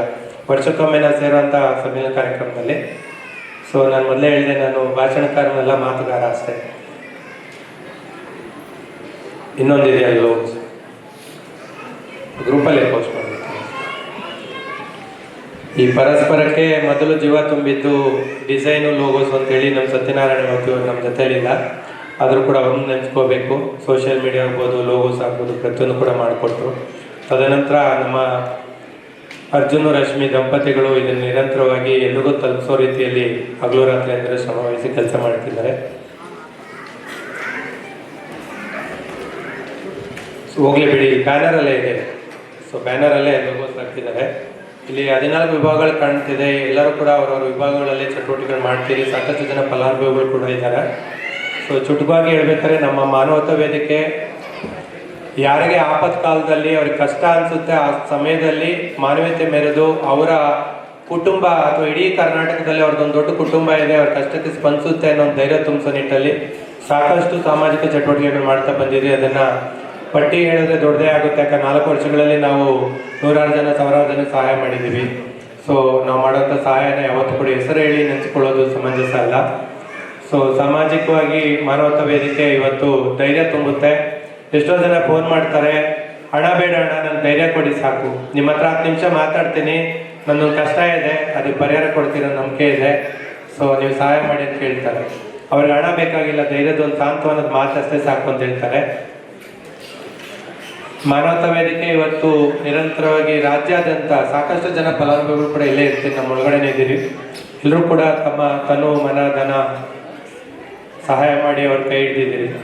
ಈ ಸಹಾಯ ಹಸ್ತ ಯಾವಾಗಲೂ ನಿರಂತರವಾಗಿ ಇರಲಿ ಅಂತ ಮುಂದಿನ ದಿನಗಳಲ್ಲಿ ಕೂಡ ನಾನು ಕೇಳ್ಕೊಳ್ಳೋದಕ್ಕೆ ಬಯಸ್ತೀನಿ. ಹಾಗೆ ವ್ಯಾಪಾರ ವೇದಿಕೆ ವ್ಯಾಪಾರ ಚಟುವಟಿಕೆಗಳನ್ನ ಒಬ್ರಿಗೊಬ್ಬರನ್ನ ಕನೆಕ್ಟ್ ಮಾಡ್ಬೋದಕ್ಕೂ ಅನ್ನೋದು ನಮ್ಮದೊಂದು ಉದ್ದೇಶ. ಈಗಾಗಲೇ ಸಾಕಷ್ಟು ಜನ ನಾವು ಉದ್ಯಮಿಗಳಿದ್ದಾರೆ, ಅವ್ರ ಉದ್ಯಮ ಇರುತ್ತೆ, ಅದು ರಾಜ್ಯಾದ್ಯಂತ ತಲುಪಬೇಕು, ಅವ್ರಿಗೆ ಉದ್ಯಮದಲ್ಲಿ ಅವರು ಸಕ್ಸಸ್ಫುಲ್ ಆಗಬೇಕು ಅನ್ನೋಂಥವ್ರಿಗೆ ಒಂದು ವೇದಿಕೆ ಸೃಷ್ಟಿ ಮಾಡಿ ವ್ಯಾಪಾರ ವೇದಿಕೆ ಚಟುವಟಿಕೆಗಳು ನಡೆಸುತ್ತೆ. ಹಾಗೆ ಬಹುಮುಖಿ ವೇದಿಕೆ ಇದೆ, ಬಹುಮುಖಿ ವೇದಿಕೆಯಲ್ಲಿ ಕವಿಗಳು, ಸಾಹಿತಿಗಳು, ಕಲಾವಿದರು ಅಂಥವ್ರನ್ನ ಈ ಒಂದು ವೇದಿಕೆಯಲ್ಲಿ ನಾವು ಜೋಡಿಸ್ಕೊಂಡು ಅವ್ರಿಗೆ ಬೇಕಾದಂಥ ಅವರ ಕಲಾ ಚಟುವಟಿಕೆಗಳು ನಡೆಸೋದಕ್ಕೆ ವೇದಿಕೆಯಲ್ಲಿ ಸೃಷ್ಟಿ ಮಾಡೋ ಜೊತೆಯಲ್ಲಿ ಅವರೊಂದು ಪುಸ್ತಕ ಬರೀತಾರೆ ಅಂದರೆ ಪ್ರಕಟಣೆ ಮಾಡೋದಾಗಲಿ, ನೃತ್ಯ ಪ್ರದರ್ಶನ ಕೊಡ್ತಾರೆ, ನಾಟಕ ಪ್ರದರ್ಶನ ಮಾಡ್ತಾರೆ ಅಂದರೆ ಅವರಿಗೆ ಹಣ ಕೊಟ್ಟು ಅವ್ರ ವೇದಿಕೆಯಲ್ಲಿ ಅವರು ಪ್ರದರ್ಶನ ಮಾಡೋದಕ್ಕಾಗಲಿ, ಹಾಗೆ ಕಿರುಚಿತ್ರಗಳು ಅಥವಾ ಚಲನಚಿತ್ರಗಳು ಏನಾದರೂ ಮಾಡಿದಾಗ ನಾವು ಇಡೀ ರಾಜ್ಯಾದ್ಯಂತ ಅದನ್ನು ಪ್ರಚಾರ ಪಡಿಸೋರು ಸಹಾಯ ಮಾಡೋದಾಗಲಿ, ಹೀಗೆ ನಿರಂತರವಾಗಿ ವಿವಿಧ ರೀತಿಯಲ್ಲಿ ಬಹುಮುಖಿ ವೇದಿಕೆಯಲ್ಲಿ ಕೆಲಸ ಮಾಡ್ತೀವಿ. ನಮಗೆ ಖುಷಿ ಏನಂದರೆ ಈ ಬಹುಮುಖಿ ವೇದಿಕೆಯಲ್ಲಿ ಸರ್ಕಾರಿ ನೌಕರು ಸಂಘ ಸಂಸ್ಥೆಗಳಲ್ಲಿ ಇರಬಾರ್ದು ಅಂತ ಸರ್ಕಾರ ತೀರ್ಮಾನ ಹೊರಡಿಸಿದೆ. ನಮ್ದು ಯಾವುದೇ ರೀತಿ ಸಂಘ ಸಂಸ್ಥೆ ಅಲ್ಲ, ಇದು ಸಮೂಹ ಅಷ್ಟೇ, ನಾನ್ ರಿಜಿಸ್ಟರ್ಡ್ ಕಂಪ್ನಿ. ಯಾರು ಬೇಕಾದ್ರೂ ಧೈರ್ಯವಾಗಿ ಬರ್ಬೋದು, ಯಾರು ಬೇಕಾದ್ರೂ ಇರ್ಬೋದು. ಹಾಗಾಗಿ ಈ ಬಹುಮುಖಿ ವೇದಿಕೆಯಲ್ಲಿ ನಮ್ಮ ISR ಇದ್ದಾರೆ ವೇದಿಕೆ ಮೇಲೆ, ಅವ್ರನ್ನೂ ಒಳಗೊಂಡಂತೆ ವೆಟರ್ನರಿ ಡಾಕ್ಟ್ರು, ತಹಸೀಲ್ದಾರು, ಉಪ ತಹಸೀಲ್ದಾರು, ಹೀಗೆ ACDC ಅಂತ ಎಲ್ಲರೂ ಕೂಡ ವೇದಿಕೆಯಲ್ಲಿ ಕೆಲಸ ಮಾಡ್ತಾರೆ, ಚಟುವಟಿಕೆಗಳು ನಡೆಸ್ತಾರೆ. ಅದು ನಮ್ಗೆ ಖುಷಿ. ಯಾರಿಗಾರು ಖುಷಿ ಆದರೆ ಚಪ್ಪಳೆ ತಗ್ತಾ ಹೋಗ್ಬೋದು. ಅದರ ಕೃತಜ್ಞತೆ ಅದು ನಮಗೆ. ಅವರು ನಮ್ಮ ಜೊತೆಲಿ ನಿಂತು ಕೆಲಸ ಮಾಡ್ತಿದ್ದಾರೆ, ಅದರ ಪೂರ್ತಿ ಜವಾಬ್ದಾರಿ ನಮ್ಮ ಅಂಬೇಡ್ಕರ್ ಶಿವು ತಗೊಂಡಿದ್ದಾರೆ. ಅವರು ಕೂಡ ಸಕಲ ಕಲಾವಲ್ಲಭ, ಅವರು ಆಡ್ಬಿಟ್ಟು ಸೊಪ್ಪಿಲ್ದಿದ್ದಾಗ ಎಲ್ಲ ಕ್ಷೇತ್ರದಲ್ಲೂ ಅವ್ರಿಗೆ ಗುರುತಿಸ್ಕೊಂಡ್ಬಿಟ್ಟಿದ್ದಾರೆ. ತುಂಬ ಖುಷಿ. ಅವರ ಬೆಳಕು ಇಡೀ ರಾಜ್ಯದಂತ ಹೀಗೆ ನಿರಂತರವಾಗಿ ಬಹುಮುಖಿಯಲ್ಲಿ ಪಸರಿಸಲಿ ಅಂತ ನಾನು ಅವ್ರು ನೆನೆಸ್ಕೊತೀನಿ. ಹಾಗೆ ಪ್ರವಾಸಿ ವಿಭಾಗ ಇದೆ. ಪ್ರವಾಸಿ ವಿಭಾಗ ಹೇಗೆ ಕೆಲಸ ಮಾಡುತ್ತೆ ಅಂದರೆ, ಇವತ್ತು ಯಾರು ಎಷ್ಟೊತ್ತಲ್ಲಿ ಬೇಕಾದರೂ ಇಡೀ ಕರ್ನಾಟಕದಲ್ಲಿ ಯಾವುದೇ ಜಿಲ್ಲೆ ಯಾವುದೇ ಪ್ರವಾಸಿ ಕ್ಷೇತ್ರಕ್ಕೆ ಧೈರ್ಯವಾಗಿ ಹೋಗ್ಬೋದು. ರಾತ್ರಿ 2 ಗಂಟೆಯಲ್ಲಿ ನಮ್ಮದು ಗಾಡಿ ಕೆಟ್ಟು ನಿಂತಿದೆ ಅಂದರೆ ಅಷ್ಟೊತ್ತು ರಾತ್ರಿಯಲ್ಲಿ ನನ್ನ ಕುಟುಂಬ ಹೋಗಿ ಅವ್ರ ಕೈ ಹಿಡಿದು ಮನೆ ಕರ್ಕೊಂಡೋಗಿ ಊಟ ಕೊಟ್ಟು ಅವ್ರ ಗಾಡಿ ರಿಪೇರಿ ಮಾಡಿ ಬೆಳಿಗ್ಗೆ ಕರ್ಕೊಂಡೋಗಿ ಅವ್ರು ಬೇಕಾದ ದರ್ಶನ ಎಲ್ಲ ಮಾಡಿ ಕೊಟ್ಬಿಡುತ್ತೆ. ಇವತ್ತು ಧೈರ್ಯವಾಗಿ ಯಾರು ಬೇಕಾದ್ರೂ ಉಡುಪಿಗೆ ಹೋಗ್ಬೋದು, ಧರ್ಮಸ್ಥಳಕ್ಕೆ ಹೋಗ್ಬೋದು, ಕುಕ್ಕೆಗೆ ಹೋಗ್ಬೋದು, ಮಂಗಳೂರಿಗೆ ಹೋಗ್ಬೋದು, ಮಡಿಕೇರಿಗೆ ಹೋಗ್ಬೋದು. ಎಲ್ಲೇ ಕರ್ನಾಟಕದಲ್ಲಿ ಹೋದರೆ ನನ್ನ ಕುಟುಂಬ ಇದೆ, ಅವರು ಎಷ್ಟು ಪ್ರೀತಿಯಿಂದ ಅವ್ರ ಮನೆಗೆ ಕರ್ಕೊಂಡೋಗಿ ತಂದೆ ಕುಟುಂಬ ಬಂದಿದೆ ಅಂತ ಸಂಭ್ರಮದಿಂದ ಊಟ ಬಡಿಸಿ ಯಾವುದೇ ರೂಪಾಯಿ ಫಲಾಪೇಕ್ಷೆ ಇಲ್ದಿರ ಅವ್ರಿಗೆ ಬೇಕಾದಂಥ ದರ್ಶನ ಆಗ್ಬೋದು, ಅವ್ರ ವಾಹನ ವ್ಯವಸ್ಥೆ ಆಗ್ಬೋದು, ವಸತಿ ವ್ಯವಸ್ಥೆ ಮಾಡಿ ಅವರ ಕಡೆಗೆ ಮನೆಗೆ ತಲುಪೋವರೆಗೂ ಕ್ಷೇಮವಾಗಿ ಹೋದ್ರ ಅಂತ ಕೇಳೋಂಥ ಕುಟುಂಬ ಇದೆ ಅನ್ನೋದು ಹೆಮ್ಮೆ. ಸೊ ಆ ಒಂದು ಕುಟುಂಬ ನಾವು ಸಂಪಾದನೆ ಮಾಡಿ ಪರಸ್ಪರದಲ್ಲಿ ಅನ್ನೋದು ನಿಜವಾಗ್ಲೂ ಎಷ್ಟು ಹೇಳಿದ್ರು ಸಾಲದು. ಯಾವತ್ತು ಚಾಮರಾಜನಗರದಲ್ಲಿರೋಂಥ ನಮ್ಮ ನಾರಾಯಣಜಿ ಇರ್ತಾರೆ, ಮೈಸೂರಲ್ಲಿ ಯಾರೋ ಗೆಸ್ಟ್ ಬಂದ್ರೆ ಅವರು ಮೈಸೂರಿಗೆ ಹೊಟ್ಟೋಗ್ಬಿಟ್ಟು ಅವ್ರ ಯೋಗ ವಿಚಾರಿಸ್ತಾರೆ. ತಾರತಮ್ಯನೇ ಇಲ್ಲ, ನನ್ನ ಜಿಲ್ಲೆ ಬೇರೆ ಈ ಜಿಲ್ಲೆ ಬೇರೆ ಅಂತಲ್ಲ, ನನ್ನ ಕುಟುಂಬ ಬಂದಿದೆ ಅವ್ರ ಜೊತೆ ನಿಲ್ಬೇಕು. ಇದ್ರ ಸಂಪೂರ್ಣ ಜವಾಬ್ದಾರಿ ಮುರುಡೇಶ್ವರ ಶಿವು ತಗೊಂಡಿದ್ದಾರೆ. ಅವರು ಕೂಡ ಮುರುಡೇಶ್ವರದಲ್ಲಿದ್ದಾರೆ. ಮುರುಡೇಶ್ವರ ಕೂಡ ಸಾಕಷ್ಟು ಜನ ಹೋಗಿರ್ತೀರಿ, ಮುಂದೆ ಯಾರಾದ್ರು ಹೋದ್ರು ಕೂಡ ನಮ್ಮ ಶಿವ ನೆನೆಸ್ಕೊಳ್ಳಿ. ಗೋಕರ್ಣದಲ್ಲಿ ಹರೀಶ್ ಇದ್ದಾರೆ, ಮುಳಬಾಗ್ಲಲ್ಲಿ ನಮ್ಮ ಸುರೇಶ್ ಅಣ್ಣ ಇದ್ದಾರೆ. ಸೊ ಇಡೀ ಕರ್ನಾಟಕದಲ್ಲಿ ನೀವು ಎಲ್ಲೇ ಹೋದ್ರು, ಯಾವುದೇ ಒಂದು ಟೂರಿಸ್ಟ್ ಪ್ಲೇಸು ಅಂತ ಹೋದಾಗ ನನ್ನ ಕುಟುಂಬ ಇದೆ, ಧೈರ್ಯವಾಗಿ ಗ್ರೂಪಲ್ಲಿ ಮೆಸೇಜ್ ಹಾಕಿ ನಾನು ನಿಮ್ಮೂರಿಗೆ ಬರ್ತಾ ಇದ್ದೀನಿ ಅಂತ. ರಾಯಚೂರಲ್ಲಿರೋಂಥ ನಮ್ಮ ಅನ್ಮೇಶ್ ಆಗ್ಬೋದು, ನಮ್ಮ ಶಿವ ಆಗ್ಬೋದು, ನಮ್ಮ ಮಂತ್ರಾಲಯದಲ್ಲಿ ರಾಯರ ದರ್ಶನ ಮಾಡ್ತೀನಿ ಅಂದ್ರೆ ಅಲ್ಲಿ ಬಂದು ದರ್ಶನ ವ್ಯವಸ್ಥೆ ಮಾಡ್ಕೊಡ್ತಾರೆ. ಇದಲ್ವಾ ಭಾಗ್ಯ ಅಂದ್ರೆ? ಯಾರಿಗುಂಟೆ ಯಾರಿಗಿಲ್ಲ. ಈ ಪರಸ್ಪರದ ಹೆಸರು ಇವತ್ತು ತಿರುಪತಿಯಲ್ಲಿ ದರ್ಶನ ಮಾಡಿಸೋ ಅಂತಕ್ಕೂ ಹೊರಟೋಗಿದೆ. ನಮ್ಮ ವಿಯಲ್ಲಿ ಒಬ್ಬ ಇದನ್ನು ಮಾಡೋ ಚಟುವಟಿಕೆ ನೋಡಿ, ಅಡ್ಡ ನಮ್ಮ ತಿರುಪತಿಗೂ ಕಳಿಸ್ಕೊಡಿ, ಯಾರು ಇದ್ರೆ ನಾನು ನೋಡ್ಕೊಂತೀನಿ ಅಂತ ಹೇಳ್ತಾರೆ. ಖುಷಿ ಕೊಡುತ್ತೆ. ಇದೇ ಪರಸ್ಪರ ಸಾರ್ಥಕತೆ, ನಾವೆಲ್ಲರೂ ಪಡ್ಕೊಂಡಿದ್ದ ಭಾಗ್ಯ. ಸೊ ಹಾಗೆ ನಾವು ಅರಿವಿನ ಗುರುಕುಲ ಅಂತ ಒಂದು ವಿಭಾಗ ಮಾಡ್ಕೊಂಡಿದ್ದೀವಿ. ನಾವು ಮಾತ್ರ ಏಳಿಗೆ ಆದ್ರೆ ಸಾಲದು, ನಮ್ಮ ಮಕ್ಕಳು ಕೂಡ ನಮ್ಮ ಹಾಗೆ ನಾವು ಮಾಡೋಂಥ ಉದ್ಯೋಗ ಅಥವಾ ವ್ಯಾಪಾರ ವಹಿವಾಟನ್ನು ನೆಕ್ಸ್ಟ್ ಲೆವೆಲಲ್ಲಿ ಅಥವಾ ಅಪ್ಗ್ರೇಡೆಡ್ ವರ್ಷನ್ ಅಲ್ಲಿ ತಗೊಂಡೋಗ್ಬೇಕು. ಜೊತೆಗೆ ಅವರು ಕೂಡ ಒಂದು ಸಮಾಜಕ್ಕೆ ಅಥವಾ ದೇಶಕ್ಕೆ ಒಳ್ಳೆ ಪ್ರಜೆಯಾಗಿ ಬದುಕಬೇಕು. ನಮ್ಮ ಉದಯ್ ಸರ್ ರಾತ್ರಿ ಹೇಳ್ತಾ ಇದ್ರು, ಸೊ ಸಮಾಜಕ್ಕೆ ಸಮರ್ಪಣೆ ಮಾಡ್ಕೋಬೇಕು ವ್ಯಕ್ತಿ ಅಂತ, ಸಮಾಜನ ನನ್ನ ಕುಟುಂಬ ಅಂತ ಬದುಕಬೇಕು ಅಂತ. ಸೊ ಆ ರೀತಿ ನಾವು ನಮ್ಮ ಸೈನಿಕರನ್ನ ನಾವು ತಯಾರು ಮಾಡ್ಬೇಕು. ಇವತ್ತು ಗಂಡರಿಗೆಲ್ಲ ನಮ್ಮ ಪುಟಾಣಿ ಮಕ್ಕಳು ಬಂದು ಹೂವು ಕೊಡ್ತಾ ಇದ್ರು. ನಾವು ಸಂಸ್ಕಾರನ ಕಲಿಸ್ಬೇಕು ನಮ್ಮ ಮಕ್ಕಳಿಗೆ. ಇವತ್ತು ಸಾಕಷ್ಟು ಜನ ಗ್ರೂಪಲ್ಲಿ ಆಗ್ತಾರೆ, ನಮ್ಮ ಮಗು ಉಳಿತಾಯ ಮಾಡಿದೆ, ಗಿಡ ನೆಡ್ತಾ ಇದೆ, ನಮ್ಮ ಮಗು ಬರ್ತಡೆಗೆ ಈ ತರ ಒಂದೊಳ್ಳೆ ಕೆಲಸ ಮಾಡಿದ್ವಿ. ದಯಾನಂದ ತರೀಕೆರೆ ಹೇಳ್ತಾರೆ, ನಮ್ಮ ಮಗು ಬರ್ತಡೇ ಇದೆ ಸರ್, ಅದಕ್ಕೆ ನಾನು ಪುರಸಭೆಯಲ್ಲಿ ಕೆಲಸ ಮಾಡೋಂಥ ಮಕ್ಕಳಿಗೆ ಇದು ನೌಕರಿಗೆಲ್ಲರಿಗೂ ಇನ್ಸೂರೆನ್ಸ್ ಫ್ರೀ ಆಗಿ ಮಾಡ್ಕೊಟ್ಬಿಟ್ಟೆ ಅಂತ. ಸೊ ನಾವು ಒಂದು ಕೇಕ್ ಕೊಟ್ರೆ, ಒಂದು ಹಣ್ಣು ಕೊಟ್ರೆ ಆ ಕ್ಷಣಕ್ಕಷ್ಟೇ ಸೀಮಿತ. ಅದು ಅದೇ ನಾವೊಂದು ಸಮಾಜದಲ್ಲಿ ಯಾರೋ ಒಬ್ರು ಬದುಕಕ್ಕೆ ದಾರಿ ಆಗಲಿ ಅಂತ ಹೇಳಿ ಅವ್ರ ಆರೋಗ್ಯನೋ ಅವ್ರ ಜೀವ ವಿಮೆನೋ ಆರೋಗ್ಯ ವಿಮೆನೋ ಕೊಟ್ಟಾಗ ಎಷ್ಟು ಅದ್ಭುತ ಅನ್ಸುತ್ತೆ. ಈ ಪರಸ್ಪರ ಮೊದಲನೇ ಕಾರ್ಯಕ್ರಮದಲ್ಲಿ ಕೊಡು ತಗೋ ಅನ್ನೋ ಒಂದು ಕೊಡುಗೆ ನಾವು ಮಾಡಿದ್ವಿ, ದೀಪಾವಳಿಗೆ ರಿಟರ್ನ್ ಗಿಫ್ಟ್ ಕಾನ್ಸೆಪ್ಟ್ ಅಂತ. ಸುಮಾರು 36,000 ಪಾಲಿಸಿ ಕೊಟ್ಟಿದ್ದೀವಿ ಸರ್ ನಾವು ಒಬ್ರಿಗೊಬ್ರು. ನಾನು ನಿಮ್ಗೆ ಉಚಿತವಾಗಿ ಕೊಡ್ತೀನಿ, ನೀವು ಯಾರು ಬೇಕಾದ್ರೂ ಕೊಡಿ, ಇನ್ನೊಬ್ರು ನೀವು ಉಚಿತವಾಗಿ ಒಂದು ಪಾಲಿಸಿ ಕೊಡಿ. ಇದು ಕಾನ್ಸೆಪ್ಟ್. ಅಂದ್ರೆ ಪ್ರತಿಯೊಬ್ಬರು ಸೆಕ್ಯೂರ್ ಆಗ್ಬೇಕು. ಬರೀ ಹಣ ಕೊಟ್ಟೆ ಸೆಕ್ಯೂರಿಟಿ ಮಾಡಕ್ಕಾಗಲ್ಲ, ಅಥವಾ ದುಡಿಯೋದನ್ನ ತೋರಿಸಿದ್ರೆ ಮಾತ್ರ ಅವ್ರು ಸೆಕ್ಯೂರ್ ಆಗೋದಿಲ್ಲ. ಅವ್ರ ಆರೋಗ್ಯ ಅಥವಾ ಅವ್ರ ಕುಟುಂಬನ ಅವ್ರು ಇಲ್ದಿದ್ದ ತಾಲೂಕು ಜೀವನಮಾನದಲ್ಲಿ ನಡ್ಸ್ಕೊಂಡು ಹೋಗ್ತಾರೆ. ಜೀವ ಮುಖ್ಯ ಅನ್ನೋದ್ರ ಅವೇರ್ನೆಸ್ ಕೂಡ ಕೊಡ್ಬೇಕು ಅಂತ. ಸೊ ನಾವು ಅರಿವಿನ ಗುರುಕುಲದಲ್ಲಿ ಈಗಾಗಲೇ ಸಾಕಷ್ಟು ಜನ ಮಕ್ಕಳ ವಿದ್ಯಾಭ್ಯಾಸಕ್ಕೆ ಅವ್ರಿಗೆ ನಾವು ಶಾಲಾ ಕಾಲೇಜು ಪಿಜಿಗಳನ್ನ ಕಟ್ಟುವಂಥದ್ದಾಗ್ಬೋದು. ಲಾಸ್ಟ್ ಟೈಮ್ ಒಂದು ಹೆಣ್ಮಗು ಮೆಡಿಕಲ್ ಸೀಟ್ ಸಿಕ್ಕಿತ್ತು, ಗೌರ್ಮೆಂಟ್ ಪೋರ್ಟಲ್ ಸಿಕ್ಕಿದೆ. ಒಂದು ಸಣ್ಣ ಧನ ಸಹಾಯ ಬೇಕಿತ್ತು, ಆ ಮಗುವಾಗ ಮೆಡಿಕಲ್ ಸೀಟ್ಗೆ ಅಡ್ಮಿಷನ್ ಆಗೋದಕ್ಕೆ. ಆ ದುಡ್ಡಿಲ್ಲ ಅಂತ ಕೊರಗ್ತಾ ಇತ್ತು. ತಂದೆ ಅಲ್ಲದೆ ಮಗು, ತಾಯಿ ಮಾತ್ರ ಮಕ್ಕಳು ಬೆಳೆಸ್ತಾ ಇದ್ದಾರೆ. ಅದಕ್ಕೆ ನನ್ನ ಕುಟುಂಬ ಕೈ ಹಿಡಿದು ನಾವಿದ್ದೀವಿ ಅಂತ ಹೇಳಿ ಧನ ಸಹಾಯ ಮಾಡಿ ಇವತ್ತು ಮೆಡಿಕಲ್ ಮಾಡೋದಕ್ಕೆ ವ್ಯವಸ್ಥೆ ಮಾಡ್ತಾರೆ. ಹಾಗೆ ಒಬ್ರು ಹಾಸನಲ್ಲಿ ಅವ್ರದ್ದು ಇದಾಗಿತ್ತು, ಮೆಡಿಕಲ್ ಆಗಿತ್ತು, ಅಡ್ವಾನ್ಸ್ಡ್ ಮೆಡಿಕಲ್ ಮೆಡಿಸಿನ್ ಮಾಡಬೇಕು ಅಂತ ಅವರು ಹಾಸನ್ ಕಾಲೇಜಲ್ಲಿ SDM ಅಲ್ಲಿ ಅವ್ರು ಸೇರ್ಕೊಂಡಾಗ ಅವ್ರಿಗೆ ಬೇಕಾದಂಥ ಮೆಡಿಸಿನ್ ಪ್ಲಾಂಟ್ಸ್ನ ನಮ್ಮ ಬರಲಿಲ್ಲ ಅನ್ಸುತ್ತೆ, ಅವರು ನಮ್ಮ ಕೊಡಗು ಧಾರವಾಡ ಇದರಲ್ಲಿ ಹಾಸನ್ ಬಾರ್ಡ್ರಲ್ಲಿ ಇದ್ದಾನೆ ನನ್ನ ತಮ್ಮ. ಸೊ ಅವನು ತಗೊಂಡೋಗಿ ಅಲ್ಲಿ ಮೆಡಿಸಿನ್ ಪ್ಲಾಂಟ್ ಸಪ್ಲೈ ಮಾಡ್ತಾನೆ. ಪರಸ್ಪರದಲ್ಲಿ ಎಷ್ಟೆಲ್ಲ ಕೆಲಸಗಳಾಗುತ್ತೆ ಅಂದರೆ ಎಷ್ಟು ಖುಷಿ. ಆ ಒಂದು ಪೇಟೆಂಟೆಡ್ ಪ್ರಾಡಕ್ಟ್ 4,000 ಜನಕ್ಕೆ ಇವತ್ತು ಅನುಕೂಲ ಆಗಿದೆ. ಅವ್ರು ಕೊಡುವಂಥ ವಸು ಒಟ್ಟಿ ಅಂತೇಳಿ ಒಂದು ಮೆಡಿಸಿನ್ ತಯಾರು ಮಾಡಿದ್ದಾರೆ, ಶುಗರ್ ಪೇಷಂಟ್ಸ್ಗೆ ಅದು ಉಪಯೋಗ ಬರುತ್ತೆ ಅಂತ. ಸೊ ಪರಸ್ಪರ ಎಷ್ಟು ಸಾರ್ಥಕತೆ ಮೆರೆಯುತ್ತೆ, ಹೇಗೆಲ್ಲ ಮಾಡುತ್ತೆ ಅಂತೇಳಿ ತುಂಬ ಚಟುವಟಿಕೆಗಳು ಮಾಡುತ್ತೆ. ಹಾಗಾಗಿ ಅರಿವಿನ ಗುರುಕುಲದ ಮೂಲಕ ನನ್ನ ಉದ್ದೇಶ, ಈಗಾಗಲೇ ನಮ್ಮದೊಂದು ಸಂಘ ಇವತ್ತು ಎಷ್ಟು ಚೆನ್ನಾಗಿ ಕೆಲಸ ಮಾಡುತ್ತೆ, ದಯಾನಂದ್ ಅವ್ರ ಜೊತೆಗೂಡಿ ಅವರು IAS KS ಅಡ್ವಾನ್ಸ್ಡ್ ಲೈಬ್ರರಿ ಇದೆ, ಜೆರಾಕ್ಸ್ ಮಿಷಿನ್ ಇದೆ, ಫ್ರೀ ಕೊಡ್ತಾರೆ ಅಂತ ಹೇಳ್ತಾರೆ. ಎಷ್ಟು ಖುಷಿ ಆಯಿತು. ಈ ಥರದ್ದು ಪರಸ್ಪರ ಕೂಡ ಚಟುವಟಿಕೆ ಮಾಡಬೇಕು. ಮುಂದೆ ಎಲ್ಲರೂ ಕೂಡ ಸರ್ಕಾರಿ ಉದ್ಯೋಗದಲ್ಲಿ ಅವ್ರ ಬದುಕನ್ನು ರೂಪಿಸ್ಕೊಳ್ಳೋ ನಿಟ್ಟಲ್ಲಿ ಕೆಲಸ ಮಾಡಬೇಕು. ಇದ್ರ ಬಗ್ಗೆ ನನ್ನ ಮಹೇಶ್ ಸರ್ಗೆ ಬಗ್ಗೆ ಹೇಳಿದೆ, ಸರ್ ಈ ಥರ ಅರವಿಂದ್ ಗುರುಕುಲ ಇದೆ, ನಮ್ಮ ಮಕ್ಕಳು ವಿದ್ಯಾಭ್ಯಾಸಕ್ಕೆ ಮಾಡ್ತೀವಿ. ಅವ್ರು ಹೇಳಿದ್ರು, ಸರ್ ನಮ್ದು ಒಂದು ತಂಡ ಇದೆ ಸರ್, ನಮ್ಮ ಬ್ಯಾಚ್ಮೇಟ್ಸ್ ಎಲ್ಲ ಒಂದು ಸುಮಾರು 100 ಜನ ಇದ್ದೀವಿ.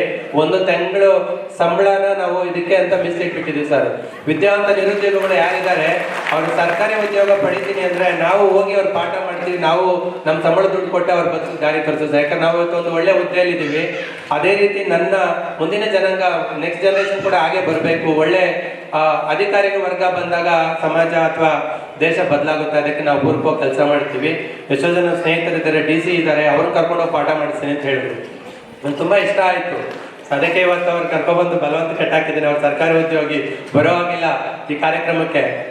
ನಾ ಹೇಳಿದೆ, ಸರ್ ಧೈರ್ಯವಾಗಿ ಬರ್ಬೋದು, ಯಾಕಂದ್ರೆ ನಮ್ದು ಯಾವುದೋ ಸಂಘಟನೆ ರಿಜಿಸ್ಟರ್ ಆಗಿದೆ.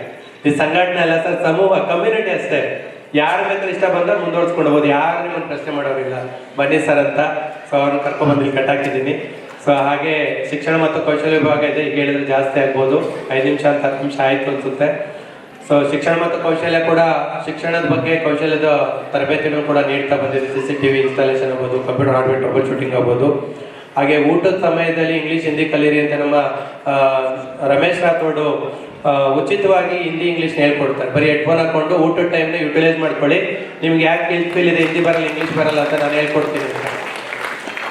ಸೊ ಆ ಶಿಕ್ಷಣ ಮತ್ತು ಕೌಶಲ್ಯ ವಿಭಾಗದ ಮೂಲಕ ಸಕ್ಸಸ್ಫುಲ್ ಎಂಟರ್ಪ್ರಿನರ್ ಆಗೋದಾಗಿದೆ, ಯಶಸ್ಸು ಉದ್ಯಮಿ ಆಗೋದು ಹೇಗೆ ಅಂತೇಳಿ ಕಾಲೇಜಲ್ಲಿ ಹೋಗಿ ಒಂದು ಕಾಲೇಜು ಯುವತಿಯವರಿಗೆ ದಾರಿ ತೋರುವಂಥ ಚಟುವಟಿಕೆಗಳು ಮಾಡಿದ್ದಾರೆ. ರಮೇಶ್ ಆಗ್ಬೋದು, ನಮ್ಮ ಆರಾಧ್ಯ, ಮೈಸೂರು ಆರಾಧ್ಯ ಆಗ್ಬೋದು. ಹಾಗೆ ಕಾಲೇಜಿಂದ ಕಾರ್ಪೊರೇಟ್ಗೆ ಹೋಗಿ ಉದ್ಯೋಗ ಪಡ್ಕೊಳ್ಳೋದು ಹೇಗೆ ಅಂತ ಕೂಡ ಅವ್ರು ಕಲಿಸ್ಕೊಡ್ತಾರೆ.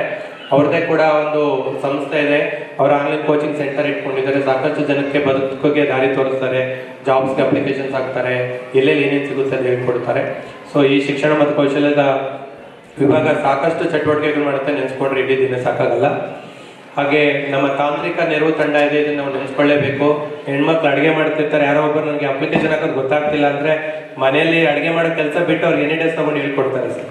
ಹೆಣ್ಮಕ್ಳು ಟೆಕ್ ಸಪೋರ್ಟು ಕೊಡ್ತಾರೆ ಫ್ರೀ ಆಫ್ ಕಾಸ್ಟ್. ಈ ಕಾಲದಲ್ಲಿ ದುಡ್ಡು ಕೊಡ್ತೀನಿ ಹೇಳ್ಕೊಡು ಅಂದರೆ ನಾನು ಹೇಳ್ಕೊಡಲ್ಲ, ನೀನು ಕಲಿತ್ರೆ ಉದ್ಧಾರ ಆಗ್ಬಿಡ್ತೀಯ ಅನ್ನೋ ಕಾಲದಲ್ಲಿ ತನ್ನ ಇಡೀ ಬದುಕಿನ ಸಮಯನ ಪರಸ್ಪರದ ಸದಸ್ಯರಿಗೆ ಮೀಸಲಿಟ್ಟಿದ್ದಾರೆ. ಯಾರೋ ಒಬ್ರು ಗ್ರೂಪಲ್ಲಿ ಏನೋ ಒಂದು ಕೆಲಸ ಮಾಡೋದು ಗೊತ್ತಾಗ್ತಿಲ್ಲ ಅಂದರೆ 10 ಜನ ನನಗೆ ಎನಿ ಡೇಸ್ ಕೊಡು ಅಂತಾರೆ. ಒಬ್ಬರೇ ಸಪೋರ್ಟ್ ಮಾಡೋದು 10 ಜನ ಕೊಡು ಅಂತ ಹೇಳೋ ಮನಸ್ಸುಗಳಿದೆಯಲ್ಲ, ಅದು ಖುಷಿ ಕೊಡುತ್ತೆ. ಇದು ಟೆಕ್ ಸಪೋರ್ಟ್ ಟೀಮ್ ಇಡೀ ರಾಜ್ಯಾದ್ಯಂತ ತುಂಬ ಕೆಲಸ ಮಾಡ್ತಾ ಇದೆ. ಅದನ್ನು ಕೂಡ ನಾವು ನೆನೆಸ್ಕೊಳ್ಳೇಬೇಕು. ಯಾಕಂದ್ರೆ ಇವೆಲ್ಲ ಮತ್ತೆ ನೆನೆಸ್ಕೊಳ್ಳೋಕ್ಕಾಗಲ್ಲ, ಈ ತರಬೇತಿಗಳನ್ನು ಹೊರತೋಗಿರ್ತೀವಿ.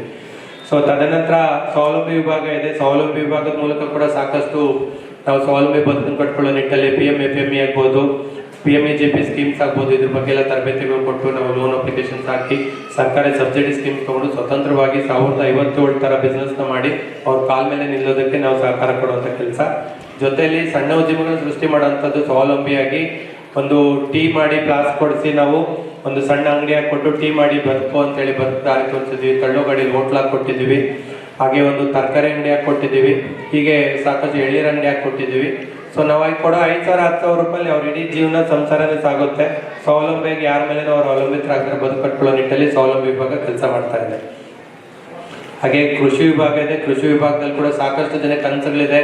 ನನ್ನಲ್ಲಿ ಕೃಷಿ ಭೂಮಿ ಇಲ್ಲ, ತುಂಡು ಭೂಮಿ ಇದ್ದಿದ್ರೆ ನಾನು ಕೂಡ ಕೃಷಿ ಮಾಡ್ತಿದ್ದೆ, ಅಥವಾ ನಮ್ಮ ಮಕ್ಕಳು ಫಾರ್ಮರ್ಸ್ ಅಂತ ಹೇಳ್ಕೊಳ್ಳೋಕ್ಕೆ ನಾಳೆ ದಿವಸ ರೈತರು ಅಂತೇಳಿ ಒಂದು ಅಗ್ರಿಕಲ್ಚರ್ ಸೀಟ್ ತಗೊಳ್ಳೋಕೆ ಕೂಡ ನನಗೆ ಆಗ್ತಾ ಇಲ್ಲ. ಅಥವಾ ಇವತ್ತು ಮುಂದುವರೆದ ನಗರಗಳಲ್ಲಿ ಯಾರು ವಾಸ ಮಾಡ್ತಾರೆ ಅವರೆಲ್ಲ ಒಂದು ಸೈಟ್ ತಗೊಳ್ಳೋ 30-40 ಸೈಟ್ ತಗೊಳ್ಳೋದಕ್ಕೆ ಅಂತಾಗ್ಬಿಟ್ಟಿದೆ. ಅಂಥವ್ರಿಗೆ ಕಡಿಮೆ ದುಡ್ಡಲ್ಲೇ ಅಥವಾ ಅವ್ರ ಹತ್ರ ಇರುವಂಥ 1,60,000, 50,000ದಲ್ಲೇ ಒಂದು ಭೂಮಿನೂ ತಗೋಬಹುದು ಅನ್ನೋದನ್ನ ನಾವು ಕಮ್ಯುನಿಟಿ ಫಾರ್ಮಿಂಗ್ ಕಾನ್ಸೆಪ್ಟಲ್ಲಿ 5 ಎಕರೆ 10 ಎಕರೆ ಜಮೀನು ತೊಗೊಂಡು 5 ಗುಂಟೆ 10 ಗುಂಟೆ ಅಂತ ಒಂದು ಕಾಂಪೌಂಡ್ ಹಾಕಿ ಅದನ್ನು ಅಗ್ರಿಕಲ್ಚರ್ ಮಾಡಿ ಸಾಯಿಲೆಸ್ ಕಲ್ಟಿವೇಶನ್ ಮಾಡಿ ಅದರಲ್ಲಿ ಬದುಕಟ್ಕೊಳ್ಳೋ ನಿಟ್ಟಲ್ಲಿ ಕೂಡ ನಾವು ಈಗಾಗಲೇ ಕೆಲಸ ಮಾಡ್ತಾ ಇದ್ದೀವಿ. ಜೊತೆಯಲ್ಲಿ ಸಾಯಿಲೆಸ್ ಕಲ್ಟಿವೇಶನ್ನು, ಹೈಡ್ರೋಪೋನಿಕ್ ಫಾರ್ಮಿಂಗು ಮತ್ತು ಕೃಷಿಯಲ್ಲಿ ಬರೋಂಥ ಉತ್ಪನ್ನಗಳಿಗೆ ಮತ್ತೊಂದು ಮೆರುಗು ಕೊಟ್ಟು ಅದನ್ನು ವ್ಯಾಲ್ಯೂ ಆ್ಯಡೆಡ್ ಪ್ರಾಡಕ್ಟ್ ಆಗಿ ತಯಾರು ಮಾಡಿ ಬದುಕಟ್ಕೊಳ್ಳೋದಕ್ಕೆ ಅಂತ ನಮ್ಮ ಸುಜಾತಕ್ಕ ಕೂಡ ಡಿಸ್ಟಿಕ್ ರಿಸೋರ್ಸ್ ಪರ್ಸನ್ ಕೆಲಸ ಮಾಡ್ತಾರೆ. ಟೊಮೊಟೊ ಸೀಸನ್ ಎಲ್ಲಿಂದ ಬಿಸಾಡ್ಬಿಡ್ತೀರಾ, ರೇಟ್ ಇಲ್ಲ ಅಂತ ಹೇಳ್ತೀರಾ, TV ಪೇಪರಲ್ಲಿ ಸುದ್ದಿ ಮಾಡ್ತಾರೆ. ಆ ಟೊಮೊಟೊ ತೊಗೊಬಂದು ಒಣಗಿಸಿ ಪುಡಿ ಮಾಡಿ KG 600 ರೂಪಾಯಿಗೆ ಒಣಗಿರೋ ಟೊಮೊಟೊ ಪುಡಿನ ಹೋಟ್ಲ್ ಸಪ್ಲೈ ಮಾಡ್ಬೋದು. ಈ ರೀತಿ ಸಾಕಷ್ಟು ಪ್ರಾಡಕ್ಟ್ಸ್ ಇದೆ. ಸುಜಾ ಅಂತ ಮೈಸೂರಲ್ಲಿ ನಮ್ಮ ಸಿಂಧೋಕ ಅವ್ರ ಸಿಸ್ಟರ್ ಅನ್ಸುತ್ತೆ, ಮಶ್ರೂಮ್ಸು ನಿಮಗೆ ಎಕ್ಸ್ಪೈರ್ ಆಗಿಬಿಟ್ರೆ ಬಿಸಾಡ್ತಾರೆ. ಒನ್ ಡೇ ಎಕ್ಸ್ಪೈರ್, ಅದಕ್ಕೆ ಸೆಲ್ಫ್ ಲೈಫ್ ಕಡಿಮೆ. ಅದನ್ನು ತಗೊಬಂದು ಉಪ್ಪಿನಕಾಯಿಗೆ 1 ಗ್ರಾಮ್ 1 ರೂಪಾಯಿ, 200 ಗ್ರಾಮ್ ಡಬ್ಬಿ ಬಂದು 200 ರೂಪಾಯಿಗೆ ಮಾಡ್ತಾರೆ. ಸೊ ಅದನ್ನು ಒಣಗಿಸಿ ಪುಡಿ ಮಾಡಿ ಸೂಪ್ ಮಾಡ್ತಾರೆ. ಈ ಥರ ತುಂಬ ಇದೆ. ಕೃಷಿ ವಿಭಾಗದಲ್ಲಿ ಭಾನುಶಾಸ್ತ್ರಿ ಮೇಡಮ್ ಅಂತ ಕರ್ನಾಟಕ ಸರ್ಕಾರ ಮತ್ತೆ ನಮ್ಮ JKVK ಬೆಂಗಳೂರಲ್ಲಿ ಏನಿದೆ, ಅವರು ಇದ್ರ ಜವಾಬ್ದಾರಿ ತಗೊಂಡು ಈ ಗ್ರೂಪ್ ಅಡ್ಮಿನ್ ಆಗಿ ಕೃಷಿ ವಿಭಾಗದಲ್ಲಿ ಅಥವಾ ಕೃಷಿ ಸರ್ಕಾರದ ಕೃಷಿ ಇಲಾಖೆಯಲ್ಲಿ ಏನೆಲ್ಲ ಸವಲತ್ತುಗಳು ಸಿಗುತ್ತೆ ಅದ್ರ ಬಗ್ಗೆ ಪ್ರತಿನಿತ್ಯ ಅವ್ರ ಗ್ರೂಪಲ್ಲಿ ಆಗ್ತಾ ಇರ್ತಾರೆ. ಬಳಸ್ಕೊಳ್ಳಿ, ತರಬೇತಿಗಳು ಕೊಡ್ತೀವಿ, ಬಳಸ್ಕೊಳ್ಳಿ ಅಂತ. ಈ ಪರಸ್ಪರಕ್ಕೆ ಅವರು ಒಂದು ಶಕ್ತಿ. ಭಾನುಶಾಸ್ತ್ರಿ ಮೇಡಮ್ ಸರ್ಕಾರಿ ಉದ್ಯೋಗಿನೇ, ಅವರು ಕೂಡ ಅಡ್ಮಿನ್ ಆಗಿ ಕೆಲಸ ಮಾಡ್ತಾರೆ. ಸಾವಯವ ಕೃಷಿ ಆ ಗ್ರೂಪಲ್ಲಿ ನೋಡ್ತಿರ್ತಾರೆ. ಎಷ್ಟು ಚೆನ್ನಾಗಿರುವಂಥ ಕೃಷಿ ಚಟುವಟಿಕೆಗಳಿಂದ ನಾವು ಮುರಿತೀವಿ. ಎಲ್ಲದರಲ್ಲೂ ಕೂಡ ದುಡಿಮೆ ಇದೆ. ಮನೆ ಮೇಲೆ ತಾರಸಿ ತೋಟ ಮಾಡಿದ್ರೆ ನಿಮ್ಗೆ 1 ಲಕ್ಷ ರೂಪಾಯಿ ಕಾಸು ಕೊಡ್ತಾರೆ ಸರ್ಕಾರ. ನಿಮ್ಮ ಮನೆ ಮೇಲೆ ನೀವು ತರಕಾರಿ ಬೆಳ್ಕೊಂಡು ತಿನ್ನೋದಕ್ಕೆ ಸರ್ಕಾರದಲ್ಲಿ ಸಿಗೋ ಸವಲತ್ತುಗಳನ್ನ ಬಳಸ್ಕೋಬೇಕು. ಮೀನುಗಾರಿಕೆ ಇಲಾಖೆಯಲ್ಲಿ 200 ಮೀನು ಮರಿ ಕೊಡ್ತಾರೆ. ಕೃಷಿ ಹೊಂಡದಲ್ಲಿ ತಗೊಂಡೋಗ್ಬಿಟ್ಟು ಬದುಕ್ಬೋದು. ತುಂಬ ಚಟುವಟಿಕೆಗಳು ಮಾಡ್ಬೋದು. ಅದನ್ನು ಕೂಡ ಆಸಕ್ತಿ ತೋರಿ ಎಲ್ಲರೂ ಬಳಸ್ಕೊಳ್ಳಿ. ತುಂಬ ಜನ ಕೃಷಿ ವಿಭಾಗದ ನನ್ನ ಹತ್ರ ಭೂಮಿ ಇಲ್ಲ, ಆ ಗ್ರೂಪಲ್ಲಿ ಸೇರ್ಕೊಂಡು ನಾನೇನು ಮಾಡಲಿ ಅಂತ. ಆ ಗ್ರೂಪಲ್ಲಿ ಇದ್ರೆ ನೀವೇ ಅಲ್ಲ, ನಿಮ್ಮ ಅಣ್ಣ ತಮ್ಮ ಅಕ್ಕ ತಂಗಿ ನಿಮ್ಮ ಬಂಧು ಬಾಂಧವರು ಯಾರು ಕೃಷಿ ಚಟುವಟಿಕೆ ಮಾಡ್ತಾರೆ ಅವ್ರಿಗೆ ಇಲ್ಲಿನ ವಿಚಾರಗಳು ತಲುಪಿಸುವಂಥ ಕೆಲಸ ಮಾಡಿ. ಸ್ಟೇಟಸ್ನ ಕೊಡಿ ಅಥವಾ ಅವ್ರಿಗೆ ಶೇರ್ ಮಾಡಿ, ಅವ್ರಿಗೆ ಓದಿ ಹೇಳಿ, ಅವ್ರಿಗೆ ತಿಳಿಸುವಂಥ ಕಾರ್ಯಕ್ರಮ ಕೂಡ ಮಾಡಬೇಕು. ಇನ್ನು 3 ವಿಭಾಗ ಇದೆ, ಹೇಳಿ ಮುಗಿಸ್ಬಿಡ್ತೀನಿ. ದೇಸಿ ಸಂತೆ ಇದೆ. ದೇಸಿ ಸಂತೆ ಮೂಲಕ ಈಗಾಗಲೇ ಕರ್ನಾಟಕದಾದ್ಯಂತ ಯಾರೆಲ್ಲ ಅವರ ಸ್ವಂತ ಉದ್ಯಮ ಮಾಡ್ತೀವಿ, ಅದು ಬಿಸ್ನೆಸ್ ಮಾಡ್ತೀನಿ ಅನ್ನೋರಿಗೆ ಬಿಸ್ನೆಸ್ ಟು ಬಿಸ್ನೆಸ್ ಕನೆಕ್ಟ್ ಮಾಡೋಂಥ ಕೆಲಸ ಮಾಡ್ತಾ ಇದ್ದೀವಿ. ಸೊ ನಮ್ಮ ಮನೆಯಲ್ಲಿ ಬಳಸುವಂಥ ಉಪ್ಪಿನಕಾಯಿ ನಾನು ದೇಸಿ ಸಂತೆಯಲ್ಲೇ ತೊಗೊತೀನಿ. ನಾನು ಪ್ರಿಂಟ್ರಿಗೆ ಯೂಸ್ ಮಾಡೋಂಥ ಇಂಕನ್ನ ನಮ್ಮ ತರೀಕೆರೆ ದಯಾನಂದ್ ಅವ್ರು ಸಪ್ಲೈ ಮಾಡ್ತಾರೆ. ನನಗೆ ಬೀದರಿಂದ ನನ್ನ ಪ್ರಿಂಟರ್ ಟೋನರ್ ಪೌಡರ್ ಕಳಿಸ್ತಾರೆ. ಎಥಿಕ್ಸ್ ಇರಬೇಕು, ಬಿಸ್ನೆಸ್ ಎಥಿಕ್ಸ್ ಇಟ್ಕೊಳ್ಳಿ. ನೀವೆಲ್ಲರೂ ಕೂಡ ಒಂದೊಂದು ಪ್ರಾಡಕ್ಟ್ನ ಆರ್ಡರ್ನ ಆ ಗ್ರೂಪಲ್ಲಿ ಹಾಕ್ಬಿಟ್ರೆ ಇಲ್ಲಿರೋಂಥ 300 ಜನ 300 ಪ್ರಾಡಕ್ಟ್ ಆರ್ಡರ್ ಮಾಡೋಕ್ಕೆ ಅವ್ರಿಗೆ 3 ತಿಂಗಳು ಜೀವನ ನಡೆದೋಯ್ತು. ಅವ್ರು ಮಾಡೋದು ಸೋಪ್ ಆಗ್ಬೋದು, ಪೇಸ್ಟ್ ಆಗ್ಬೋದು. ಎಷ್ಟೊಂದು ಜನ ಹೆಣ್ಮಕ್ಳು ಅವ್ರು ಬದುಕಟ್ಕೊಳಗೆ ಎಷ್ಟೊಂದು ಕನಸುಗಳು ಕಟ್ಕೊಂಡು ಬಟ್ಟೆ ಮಾಡ್ತಾರೆ. ನನಗೆ ಬೇಕಾದ್ರೆ ನನ್ನ ಹೆಂಡತಿ ಹಬ್ಬಕ್ಕೆ ಸೀರೆ ಅಂದರೆ ನಾನು ರಾಣಿಯವ್ರನ್ನ ಕೇಳ್ತೀನಿ, ಕಳಿಸ್ಬಿಡ ಮತ್ತ ತುಮಕೂರಿಂದ ಕಳಿಸ್ಕೊಡ್ತಾರೆ. ನಾವು ನಮ್ಮನ್ನ ಬಿಸ್ನೆಸ್ ಎಥಿಕ್ಸ್ ಫಾಲೋ ಮಾಡಿದ್ರೆ ಯಾರೋ ಬಿಸ್ನೆಸ್ ಕೊಡ್ತಾರೆ ಅಥವಾ ನಾವು ಯಾರೋ ಒಬ್ಬರನ್ನ ಗ್ರಾಹಕರನ್ನ ಹುಡುಕ್ಬೇಕು ಅನ್ನೋದೇನಿಲ್ಲ. ನಮ್ಮಲ್ಲೇ ನಿರಂತರವಾಗಿ ಬಿಸ್ನೆಸ್ ಮಾಡ್ಬೋದು. ಸೊ ಎಥಿಕ್ಸ್ ಇರ್ಬೇಕು. ಧೃತಿ ಟಿ ಅವ್ರು ಬಂದಿದ್ದಾರ, ಧೃತಿ ಟಿ ಧಾರವಾಡದವರು. ಸೊ ಅವರೊಬ್ಬರು ಧೃತಿ ಟೀ ಅಂತ ಸ್ಟಾರ್ಟ್ ಮಾಡಿ ಇತ್ತೀಚೆಗೆ ಎಲ್ಲರೂ ಕೂಡ ಆರ್ಡರ್ ಹಾಕಿದ್ದಾರೆ.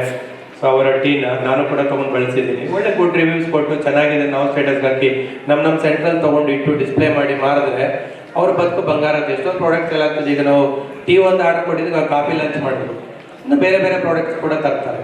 ಸೊ ನಾವು ಬೆಳೆಸೋ ರೀತಿಯಲ್ಲಿ ಕೆಲಸ ಮಾಡಬೇಕು. ಹಾಗಾಗಿ ದೇಸಿ ಸಂತೆ ಸಾಕಷ್ಟು ರೀತಿ ಎಷ್ಟೋ ಜನ ಬದುಕಾಗಿದೆ.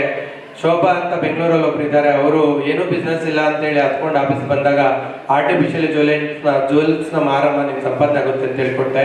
ಅವ್ರು ಬೆಂಗಳೂರಲ್ಲಿ ಹೋಗಿ ಒಂದು ಅಂಗಡಿಯಲ್ಲಿ ಮಾತಾಡ್ಕೊಂಡು ಪ್ರಾಡಕ್ಟ್ ಬಂದು ಇವತ್ತು ಗಂಡ ಹೆಂಡತಿ ಇಬ್ಬರಿಗೂ ಬಿಡುವೇ ಇಲ್ಲ.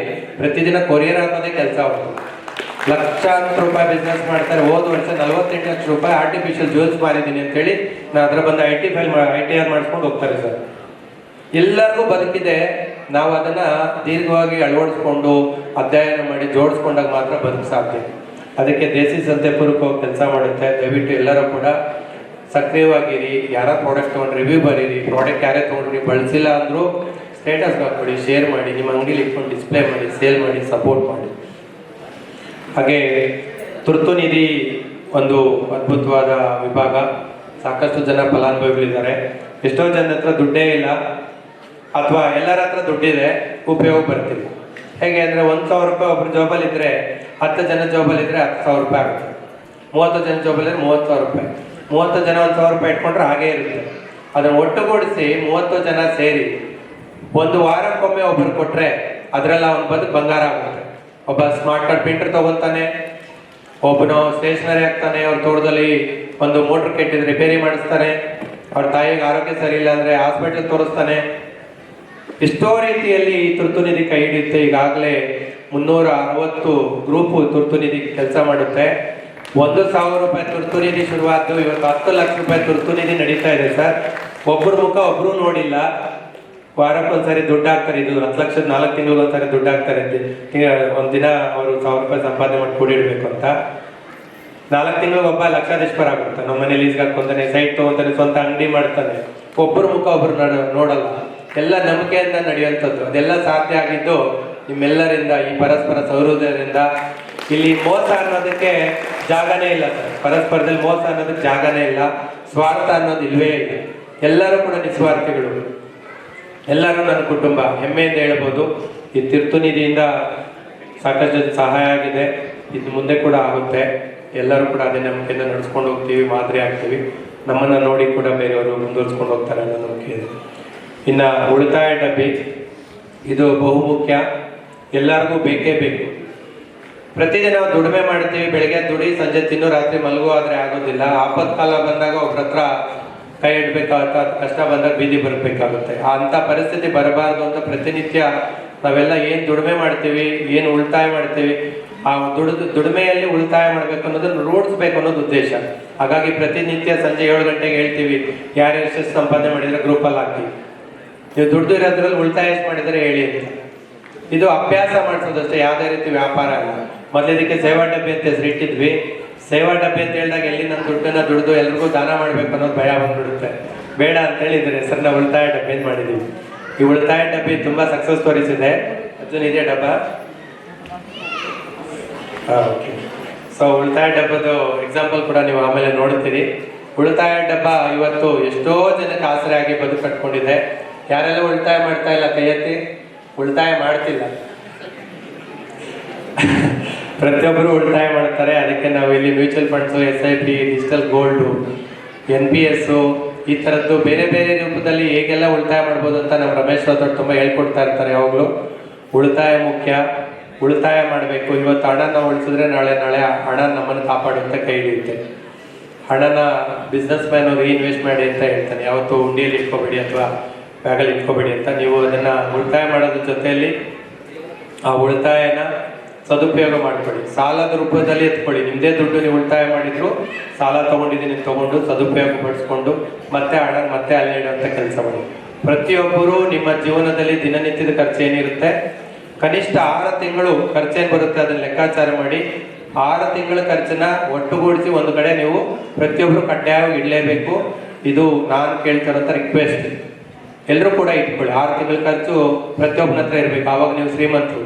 ಲಾಸ್ಟ್ ಟೈಮ್ ತರಬೇತಿಯಲ್ಲಿ ನಾವು ಹಣಕಾಸು ನಿರ್ವಹಣೆಯಲ್ಲಿ ಮಂಜುನಾಥ್ ಸರ್ ಹೇಳ್ತಾ ಇದ್ರು, ಪ್ರತಿದಿನ ಬ್ಯಾಂಕ್ ಬ್ಯಾಲೆನ್ಸ್ ಎಷ್ಟಿದೆ ಅಂತ ಚೆಕ್ ಮಾಡೋದಲ್ಲ, ಬ್ಯಾಂಕ್ ಸ್ಟೇಟಸ್ ಚೆಕ್ ಮಾಡ್ಬೇಕು. ನನ್ನ ಬ್ಯಾಂಕಲ್ಲಿ ಎಷ್ಟು ದುಡ್ಡಿದೆ ಅಂತ ಸ್ಟೇಟಸ್ ಚೆಕ್ ಮಾಡಬೇಕು. ಚೆಕ್ ಮಾಡೋ ರೂಪದಲ್ಲಿ 2 ವಿಧ ಇದೆ. ಎಷ್ಟು ಇಳಿದ್ರೆ ಮಿನಿಮಮ್ ಬ್ಯಾಲೆನ್ಸ್ ಇದೆಯಲ್ಲ ಅಂತ ನೋಡೋದಲ್ಲ, ಸ್ಟೇಟಸ್ ಚೆಕ್ ಮಾಡಬೇಕು ಅಂತ. ನೀವೆಲ್ಲರೂ ಕೂಡ ಸ್ಟೇಟಸ್ ಚೆಕ್ ಮಾಡೋರು ಆಗಬೇಕು ಅನ್ನೋದು ನಮ್ದು ಆಸೆ. ಸೊ ಕೊನೆಯದಾಗಿ ಇನ್ನು 2 ವಿಭಾಗಗಳಿದೆ. ಒಂದು ಪಾಠಶಾಲೆ ಬಗ್ಗೆ ನಿರಂತರವಾಗಿ ನಿಮಗೆಲ್ಲ ಗೊತ್ತಿದೆ. ಪ್ರತಿದಿನ ರಾತ್ರಿ 8:30ಗೆ ಎಲ್ಲರೂ ಸಮಯನ ನೀವು ನಿಗದಿ ಮಾಡ್ಕೊಂಡಿದ್ದೀರಿ. ನಾಳೆ ಬದುಕಿಗೋಸ್ಕರ ಅರ್ಧ ಗಂಟೆ ಸೀಮಿತವಾಗಿ ಇಟ್ಕೋಬೇಕು. ಯಾಕಂದ್ರೆ ನಾವು ಇವತ್ತು ಕಲ್ತಿರೋ ಜ್ಞಾನ ಏನೇನು ಸಾಲದು. ಇವತ್ತು ಕಲ್ತಿರೋ ಅಂಥ ಜ್ಞಾನ ಕಸ.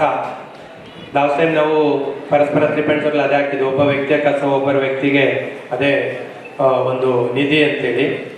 ನಾವು ಎಷ್ಟೇ ಜ್ಞಾನ ಕಲಿತು ಸಾಲದು. ಇವತ್ತು ಟೆಕ್ನಾಲಜಿ ಅನ್ನೋದು ಪ್ರತಿನಿತ್ಯ ಅಪ್ಗ್ರೇಡ್ ಆಗ್ತದೆ. ಪ್ರತಿನಿತ್ಯ ಕೂಡ ಸರ್ಕಾರ ಹೊಸ ಸೇವೆಗಳು ಬಿಡ್ಬೋದು, ಹೊಸ ಸೇವೆಗಳು ಲಾಂಚ್ ಮಾಡ್ಬೋದು. ಪ್ರತಿಯೊಂದು ನಾವು ಕಲಿತ್ರೆ ಮಾತ್ರ ನಾಳೆ ನಮ್ಮ ಶಾಪಿಗೆ ಬರುವಂಥ ಗ್ರಾಹಕರಿಗೆ ನಾವು ಸೇವೆ ನೀಡೋಕ್ಕೆ ಸಾಧ್ಯ ಆಗುತ್ತೆ. ಹಾಗಾಗಿ ನಿರಂತರವಾಗಿ ತರಬೇತಿನ ನೀವು ರೂಢಿಸಬೇಕು. ನಾವು ಪರಸ್ಪರ ಶುರು ಮಾಡಿದಾಗ ಟೀಮ್ 21 ಈ ಪರಸ್ಪರ 4.0ವರೆಗೂ 5800 ಗಂಟೆಗಳಿಗಿಂತ ಹೆಚ್ಚು ತರಬೇತಿಗಳು ನಾವು ನೀಡಿದ್ದೀವಿ. ಈ ತರಬೇತಿಗಳ ಮೂಲಕ ಸಾಕಷ್ಟು ಜನರ ಬದುಕು ಬದಲಾಗಿದೆ. ಎಷ್ಟೋ ಜನ ನನಗೆ ಆದಾಯ ಏನಿಲ್ಲ, ನಾನು ಹೊರಗಡೆ ಇಷ್ಟು ನಿಮಿಷ ಬ್ಯುಸಿ ಇರ್ತೀನಿ, ನೀವು ಆಫೀಸ್ ಕಾಲ್ ಮಾಡಿ ಅಂತ.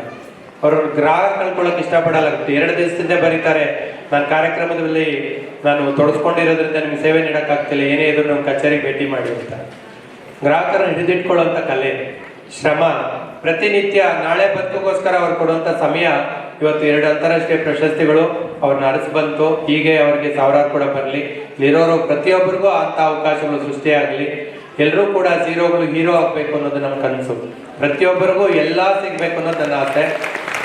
ಎಲ್ಲರೂ ಕೂಡ ವೇದಿಕೆಯಲ್ಲಿ ಕಾಣಿಸ್ಬೇಕು. ನಾನೊಬ್ಬ ಅಲ್ಲ, ಇಲ್ಲಿ ನಾವು ಈ ಪರಸ್ಪರದ ಮೈನ್ ಮೊಟ್ಟೋನೆ ಯಾರು ಮುಖ್ಯರಲ್ಲ, ಯಾರು ಅಮುಖ್ಯರಲ್ಲ, ನಾವೆಲ್ಲರೂ ಒಂದೇ, ಸಮಾನ ಮನಸ್ಕರು. ಅದಕ್ಕೆ ನಾವು ಒಟ್ಟಿಗೆ ಪರಿವಾರ ಅಂತ ಕರಿತೀವಿ. ಪರಿವಾರ ಅನ್ನೋ ಒಂದು ಪದ ನಮಗೆ ಎಷ್ಟು ಅದೃಷ್ಟ ತಂದುಕೊಡ್ತು ಅಂದರೆ, ಉದಯ್ ಸಾರು ನಮ್ಮ ಭಾಗ್ಯ ಈ ಕಾರ್ಯಕ್ರಮಕ್ಕೆ ಬಂದಿರೋದು. ಅವರಿಗೆ ಪರಿವಾರ ಅಂತ ಹೇಳಿದ ಇಷ್ಟ ಆಗಿ ಅವ್ರಿಗೆ ಪರಿವಾರಕ್ಕೆ ಬರ್ತೀನಿ ಅಂತ ಹೇಳ್ಬಿಟ್ಟು, ಪರಿವಾರ ಅಂತ ಅನ್ಬಿಟ್ಟಿದೆಯಾ, ನಾನು ನನ್ನ ಕುಟುಂಬ ನೀನು ನಾನು ಬರ್ತೀನಿ ಅಂತಲ್ಲ, ನನ್ನ ಬಗ್ಗೆ ತಲೆ ಕೆಡಿಸ್ಕೋಬೇಡಿ. ನಮ್ಮ ಎಲ್ಲರ ಪುಣ್ಯ ಭಾಗ್ಯ. ಸಾರು ಮಾತಾಡುವಾಗ ದಯವಿಟ್ಟು ನಿಶಬ್ದವಾಗಿ ಪ್ರತಿಯೊಬ್ಬರು ಆಲಿಸಿ. ತುಂಬ ಅಮೂಲ್ಯವಾದಂಥ ವಿಚಾರಗಳನ್ನ ಸರ್ ತಿಳಿಸ್ಕೊಡ್ತಾರೆ. ಸರ್ ಬಗ್ಗೆ ಕಿರುಪರಿಚಯ ಕೂಡ ಆಮೇಲೆ ಮಾಡ್ತಾರೆ. ಎಲ್ಲರೂ ಕೂಡ ಗ್ರೂಪ್ಗಳಲ್ಲಿ ಹಾಕ್ತಿದ್ದೀನಿ, ತಿಳ್ಕೊಂಡಿದ್ದೀರಿ. ನಮ್ಮ ದೇಶದ ಸಂಪತ್ತು ಸ್ವತ್ತು ಉದಯ್ ಸರ್ ಅವರು ಬೇಕು. ಇವತ್ತೆಲ್ಲ ನಾವೇನು ಕನ್ನಡ ಬಳಸ್ತಾ ಇದ್ದೀವಿ ಕಂಪ್ಯೂಟರಲ್ಲಿ, ಆ ಒಂದು ಕನ್ನಡದ ಜನಕರೇ ಅವರು. ನಾವು ATM ಅಲ್ಲಿ ನೋಡ್ತಿರೋ ಕನ್ನಡ, ಕಂಪ್ಯೂಟರ್ ನೋಡ್ತಿರೋ ಕನ್ನಡ, ಕನ್ನಡಕ್ಕಾಗಿ ಒಂದನ್ನು ಒತ್ತಿ ಅಂತ IVRS ಅಲ್ಲಿ ಏನು ಓದ್ತೀವಿ ಆ ಸಾಫ್ಟ್ವೇರ್ ಕಂಡುಹಿಡಿದಿದ್ದೆ ಸರ್. ಇವತ್ತು ಹೆಣ್ಣು ಮಕ್ಕಳು ಯಾರೆಲ್ಲ ನೀವು ಸ್ಕ್ಯಾನಿಂಗ್ ಅಂತ ಹೋದಾಗ ಸ್ಕ್ಯಾನಿಂಗ್ ಮಾಡಿಸ್ಕೊಂತಾರೆ, ಆ ಸ್ಕ್ಯಾನಿಂಗ್ ಟೆಕ್ನಾಲಜಿನ ಕಂಡುಹಿಡಿದು ಇಡೀ ಪ್ರಪಂಚಕ್ಕೆ ಪೇಟೆಂಟ್ ಫ್ರೀ ಆಗಿ ಕೊಟ್ಟಂತ ಮಹಾನುಭಾವರು ಸರ್ ಉದಯ್ ಸರ್. ನನಗೆ ಇಷ್ಟು ದೊಡ್ಡ ವ್ಯಕ್ತಿ ನನ್ನ ಈ ಪುಟ್ಟ ಪರಸ್ಪರ ಸಮೂಹಕ್ಕೆ ಅಥವಾ ಈ ಕಾರ್ಯಕ್ರಮಕ್ಕೆ ಬರ್ತಾರೆ ಅಂತ ಕನ್ಸಲ್ಲೂ ಅಂದ್ಕೊಂಡಿರ್ಲಿಲ್ಲ. ನಾನು ನಮ್ಮ CSC ಕಾರ್ಯಕ್ರಮಕ್ಕೆ CSC ದಿವಸಕ್ಕೆ ಟ್ರಾವೆಲ್ ಮಾಡ್ಬೇಕಾದ್ರೆ ನನ್ನ ಪುಣ್ಯ ಮಹೇಶ್ ಸರ್ ಸಿಕ್ಕಿದ್ರು. ಮಹೇಶ್ ಸರ್ ಸಿಕ್ಕಿ ದಾರಿಯಲ್ಲಿ ನಾನು ಕೇಳ್ತಿದ್ದೆ, ಸರ್ ಈ ಥರ ಒಂದು ಮಾಡಬೇಕು ಅಂತ ಹೊಟ್ಟಿದ್ದೀನಿ, ನಮ್ಮವ್ರಿಗೆಲ್ಲ ಸೈಬರ್ ಸೆಕ್ಯೂರಿಟಿ ಆರ್ಟಿಫಿಷಿಯಲ್ ಇಂಟೆಲಿಜೆನ್ಸ್ ಕಲಿಬೇಕು ಅಂತ ಆಸೆ, ರಿಸೋರ್ಸ್ ಪರ್ಸನ್ ಬೇಕು ಸರ್ ಯಾರು ಇದ್ರೆ ಹೇಳಿ ಅಂತ. ಇರಿ ಒಬ್ರು ಇದ್ದಾರೆ, ಅವ್ರು ಸಿಗೋ ಡೌಟು ಕೇಳ್ತೀನಿ ಅಂತ ಪಟ್ಟನ್ ಫೋನ್ ತಗೊಂಡು ಕಾಲ್ ಮಾಡಿದ್ರು, ಸರ್ ಸಿಗ್ಲಿಲ್ಲ. ನನ್ನ ಮಾತು ಮುಗಿಸಿ ಅಂತ ಹೇಳ್ತಿದ್ದಾರೆ. ಇದು ಸಮಯ ಪಾಲನೆ, ಗಣ್ಯರನ್ನ ಹೊಗಳ್ತಾ ಇರೋಂಥದ್ದು ಅಥವಾ ಅವರು ಈ ಕಾರ್ಯಕ್ರಮಕ್ಕೆ ಭಾಗವಹಿಸಿರುವಂಥದ್ರ ಬಗ್ಗೆ ಹೇಳ್ತಿರೋದು. ನನ್ನ ಮಾತು ಮುಗೀತು ಪರಸ್ಪರದ ಬಗ್ಗೆ. ಇದು ನನ್ನ ಕೃತಜ್ಞತೆ ಸಲ್ಲಿಸುವಂಥ ಸಮಯ. ಮತ್ತೆ ಬಂದು ನಾನು ಇದನ್ನು ಹೇಳೋಕ್ಕಾಗೋದಿಲ್ಲ, ಹಾಗೆ ಮುಗಿಸಿ ಮುಂದೆ ಕೂತ್ಕೊಂಡ್ಬಿಡ್ತೀನಿ. ಸರ್ ಸಿಕ್ಕಿದ್ರು, ಫೋನ್ ಮಾಡಿ ಮಾತಾಡ್ಸಿದ್ರು. ನನಗೆ ಗೊತ್ತಿಲ್ಲ, ಧೈರ್ಯವಾಗಿ ಫೋನ್ ಮಾಡಿ ಮಾತಾಡೋದು. ಮಹೇಶ್ ಸರ್ ನಂಬರ್ ಕೊಟ್ಬಿಟ್ರು. ಸರ್ ನಾನು ಹೇಗೆ ಸರ್ ಮಾತಾಡಲಿ, ನಾನು ಯಾರು ಅಂತ ಮಾತಾಡಲಿ ಸರ್, ನಾನು ಹೇಗೆ ಪರಿಚಯ ಮಾಡ್ಕೊಂಡು. ಇಲ್ಲ ಸರ್ ಗೊತ್ತಾಗುತ್ತೆ ನೀವು ಮಾತಾಡೋದು. ಸರ್ರೇ ಕಾಲ್ ಮಾಡಿದ್ರು ನನಗೆ, ಪಾಪ ನಾನೊಂದು ಕಾರ್ಯಕ್ರಮದಲ್ಲಿ ಬ್ಯುಸಿ ಇದ್ದೆ, ನನಗೆ 11ನೇ ತಾರೀಕು ಹತ್ರ ಸಿಗುವಂತ. ಅವ್ರ ಮನೇಲಿ 10 ನಿಮಿಷದ ಭೇಟಿ ಅಂತ ಹೋದ್ರೆ ನಮ್ಮ ಪುಣ್ಯ 4 ಗಂಟೆಗಳ ಕಾಲ ನಮ್ಮ ಸಮಯ ಸಾಕೊಟ್ರು. ನನಗೆ ಇದೇ ರೀತಿ ಚೀಟಿ ಕೊಟ್ರಲ್ಲ, ಇದೇ ರೀತಿ ನಾನು ಸರ್ನಿಗೆ ಇನ್ವೈಟ್ ಮಾಡೋಕೆ ಒಂದು ಲೆಟರ್ ತೊಗೊಂಡೋದನ್ನು ಕಂಕ್ಲಲ್ಲಿ ಇಟ್ಕೊಂಡು ಸುಮ್ಮನೆ ಕೂತ್ಕೊಂಡು ಕೊಟ್ರಿ ಅಲ್ಲೇ ದೊಡ್ಡ ಹೋಗು ಅಂತ ಹೇಳ್ತಾರೆ ಅನ್ನೋದು. ಯಾಕೆಂದ್ರೆ ಅವರಲ್ಲಿರೋಂಥ ಜ್ಞಾನ ಅವ್ರ ಬಗ್ಗೆ ನನಗೆ ಗೊತ್ತಿಲ್ಲ. ಇಷ್ಟು ದೊಡ್ಡ ವ್ಯಕ್ತಿ ನನ್ನ ಭಾಗ್ಯ ಈ ಒಂದು ಪರಸ್ಪರಕ್ಕೆ ನಿಮ್ಮೆಲ್ರಿಗೂ ಸಿಗ್ತಾರೆ, ಇಲ್ಲಿ ಬರ್ತಾರೆ, ವೇದಿಕೆಯಲ್ಲಿ ಇರ್ತಾರೆ ಅಂತ. ಅವರು ದೇಶದ ಭದ್ರತೆ ಕಾಪಾಡುವಂಥದ್ದು ಕುಂಭಮೇಳ ಆಗ್ಬೋದು. ಈಗ ನಮ್ಮ ದೇಶದ ಪ್ರಧಾನಿ ಮಂತ್ರಿಗಳ ಜೊತೆ ಕೂಡ 11 ವರ್ಷಗಳಿಂದ ಸೇವೆ ಸಲ್ಲಿಸ್ತಾರಂಥವ್ರು. ಈ ಕಾರ್ಯಕ್ರಮ ಬರೋದು ಕೂಡ 3 ತಿಂಗಳಿಂದ ಸತತ ಪ್ರಯತ್ನ ಪಟ್ಟು ಕ್ಲಿಯರೆನ್ಸ್ ತಗೊಂಡು, ಸೆಕ್ಯೂರಿಟಿ ಕ್ಲಿಯರೆನ್ಸ್ ತಗೊಂಡು ಸರ್ ಬಂದಿರೋವಂಥದ್ದು. ದಯವಿಟ್ಟು ಅವರಿಗೆಲ್ಲರೂ ಕೂಡ ಗೌರವ ಕೊಟ್ಟು ಶ್ರದ್ಧೆಯಿಂದ ಆಲಿಸಿ ಅವರ ಮಾತುಗಳನ್ನು ಕೇಳಿ ಅವರು ಏನು ಹೇಳ್ತಾರೆ ಅದನ್ನು ಜೀವನದಲ್ಲಿ ಅಳವಡಿಸ್ಕೊಂಡು ನಾವೆಲ್ಲರೂ ಕೂಡ ಹಂತಕ್ಕೆ ಬೆಳೆದಿಲ್ಲ ಅಂದರೂ ಅವರ ಹಾದಿ ತೋರಿಸದ ಹಾದಿಯಲ್ಲಿ ಸನ್ಮಾರ್ಗದಲ್ಲಿ ನಾವೆಲ್ಲರೂ ಕೂಡ ಮುಂದುವರಿಬೇಕು, ಮುಂದೆ ಬರಬೇಕು ಅನ್ನೋದು ನನ್ನ ಆಸೆ. ಇದನ್ನು ಹೇಳಲೇಬೇಕು ಅನ್ನೋ ಕಾರಣಕ್ಕೆ ನನ್ನ ಮಾತುಗಳ ಜೊತೆಲಿ ಇದನ್ನು ಸೇರಿಸ್ಕೊಂಡಿದ್ದೀನಿ. ಕೊನೆಯದಾಗಿ ಜೀವಜಲ ಇದೆ. ಜೀವಜಲ ನಾವು ಕಣ್ಮುಂದೆ ಬಾಟ್ಲ್ ನೋಡ್ತಾ ಇದ್ದೀವಿ. ಇವತ್ತು ನಮ್ಮ ಮೊಮ್ಮಕ್ಕಳಿಂದ ಎರವಲು ಪಡ್ಕೊಂಡಿರೋಂಥ ನೀರಿದು ನಮ್ಮ ಮಕ್ಕಳಲ್ಲ, ನಮ್ಮ ಮೊಮ್ಮಕ್ಕಳಿಂದ ತೊಗೊಂಡಿದ್ದೀವಿ. ಪ್ರಕೃತಿನ ಇವತ್ತು ಖಾಲಿ ಮಾಡಿ 200 ml ಅಂತ ಅಮೂಲ್ಯವಾದಂಥ ಸಂಪತ್ತು ನಮ್ಮ ಮುಂದಿನ ಜನಾಂಗಕ್ಕೂ ನಾವು ಕೊಡಬೇಕು. ಹಾಗಾಗಿ ಜೀವಜಲ ವಿಭಾಗ ಚಟುವಟಿಕೆಗಳನ್ನ ಪ್ರಾರಂಭಿಸುತ್ತಾ ಎಲ್ಲರೂ ಕೂಡ ಅದಕ್ಕೆ ಸಹಕಾರ ಕೊಟ್ಟಿದ್ದೀವಿ. ರಾಜ್ಯಸಭಾ ಅವರು ಒಂದು ಮಣ್ಣಿನ ಮಡಿಕೆಯಲ್ಲಿ ಜನಜಾಗೃತಿ ಮೂಡಿಸುವಂಥ ನೀರನ್ನ ಕೂಡ ಕೊಟ್ಟಿದ್ದಾರೆ.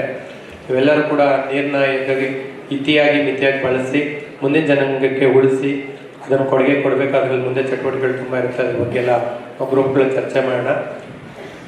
5 ನಿಮಿಷ ಅಂತ ಸುಳ್ಳು ಹೇಳಿ ನಾನು 20 ನಿಮಿಷ ಸಮಯ ತೊಗೊಂಡು ಎಲ್ಲರೂ ಕ್ಷಮೆ ಕೊಡ್ತೀನಿ. ಏನು ಮಾಡೋದು, ಸಮಯ ಕಡಿಮೆ ಇದ್ದಾಗ ಜಾಸ್ತಿ ವಿಚಾರಗಳ ಆಸೆ ಇದ್ದಾಗ ಸ್ವಾರ್ಥನ ಮೆರೆಯುವಂಥದ್ದಿರುತ್ತೆ. ಎಲ್ಲರೂ ಕೂಡ ಕ್ಷಮಿಸಿ. ಈ ಪರಸ್ಪರ ನಿರಂತರ ಪ್ರಗತಿ ಹೊಂದಬೇಕು. ನಿಮ್ಮೆಲ್ಲರ ಸಹಕಾರ ಇರಬೇಕು.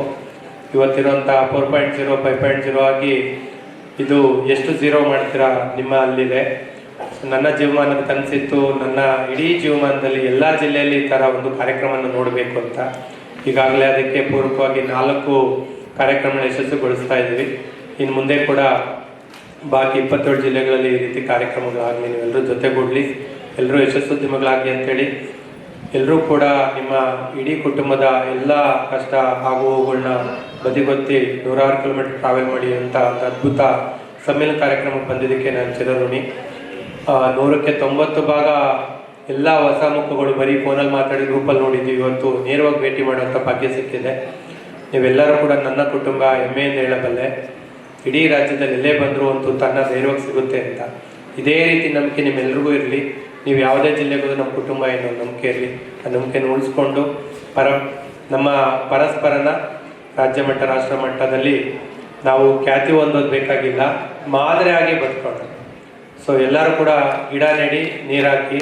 ಈಗಾಗಲೇ 77,000 ಗಿಡ ನಾವು ನೆಟ್ಟಿದ್ದೀವಿ. ಪ್ರತಿ ತಿಂಗಳು ಕೊನೆಯ ದಿನ ಗಿಡ ನೆಡ್ತೀವಿ. ಪ್ರತಿ ತಿಂಗಳು ಮೊದಲನೇ ದಿವಸ ನೀರು ಎರೆಯುವಂಥ ಸಂಪ್ರದಾಯ ನಾವು ರೂಢಿಸ್ಕೊಂಡಿದ್ದೀವಿ. ಮಕ್ಕಳ ಬರ್ತಡೇ ಗಿಡ ನೆಡುವಂಥ ಸಂಪ್ರದಾಯ ಮಾಡ್ತೀವಿ. ಪ್ರತಿ ವಾರ ಬೆಳಕು ಶಿವ ಕಾರ್ಯ ನಿರಂತರ ನಡೆಸ್ಕೊಂಡು ಬರ್ತಾ ಇದ್ದಾರೆ. ಸುಜಾತಕ್ಕ ಅದಕ್ಕೆ ನೀರೆರೆದು ಫಸ್ಟು ಲಾಂಚ್ ಮಾಡಿದ್ದೆ ಅವರು, ಮಕ್ಕಳ ಕೈಯಿಂದ ಗಿಡ ನೆಡುವಂಥ ಕೆಲಸ. ಸಾಕಷ್ಟು ಜನ ಕೊಡುಗೆ ಇದೆ ಇಲ್ಲಿ, ಯಾರ ಹೆಸರು ಹೇಳಿಲ್ಲ ಅಂತ ಭಾವಿಸ್ಬೇಡಿ, ನಾವೆಲ್ಲರೂ ಕೂಡ ಒಂದೇ. ಆಗಲೇ ಹೇಳಿದೆ, ಇಲ್ಲಿ ಯಾರೂ ಮುಖ್ಯ ಇರಲ್ಲ, ಯಾರೂ ಮುಖ್ಯ ಇರಲ್ಲ, ಎಲ್ಲ ನನ್ನ ಕುಟುಂಬ. ನನಗೆ ತುಂಬ ಇವತ್ತು ಸಂತಸ ತಂದಿದೆ, ಖುಷಿ ತಂದಿದೆ. ಇಂಥ ಗಣ್ಯರ ಮುಂದೆ ನಿಮ್ಮೆಲ್ಲರನ್ನೂ ಕೂಡ ನೋಡೋಂಥ ಭಾಗ್ಯ. ದೇವಸ್ಥಾನಕ್ಕೆ ಹೋದಾಗ ನಾವು ಪುನರ್ದರ್ಶನ ಪ್ರಾಪ್ತಿರಸ್ತು ಅಂತ ಕೇಳ್ತೀವಿ. ಹಾಗೆ ನಾನು ನೀವೆಲ್ಲರ ದೇವರು ಅಂತ ನೆನ್ಕೊಂಡು ಮತ್ತೆ ಮತ್ತೆ ನಿಮ್ಮೆಲ್ಲರ ದರ್ಶನನ ದೇವರು ಪ್ರಾಪ್ತಿ ಮಾಡೋ ರೀತಿ ಮಾಡಿ ನಾವೆಲ್ಲರೂ ಕೂಡ ಪರಸ್ಪರದಲ್ಲಿ ನಿರಂತರವಾಗಿ ಸಿಗೋ ರೀತಿ ಮಾಡೋಣ. ಧನ್ಯವಾದಗಳು. Thank you all. ಬೇಡ, ನಂಬರ್ 1 ಕನ್ನಡಿಗರಾಗೋಣ.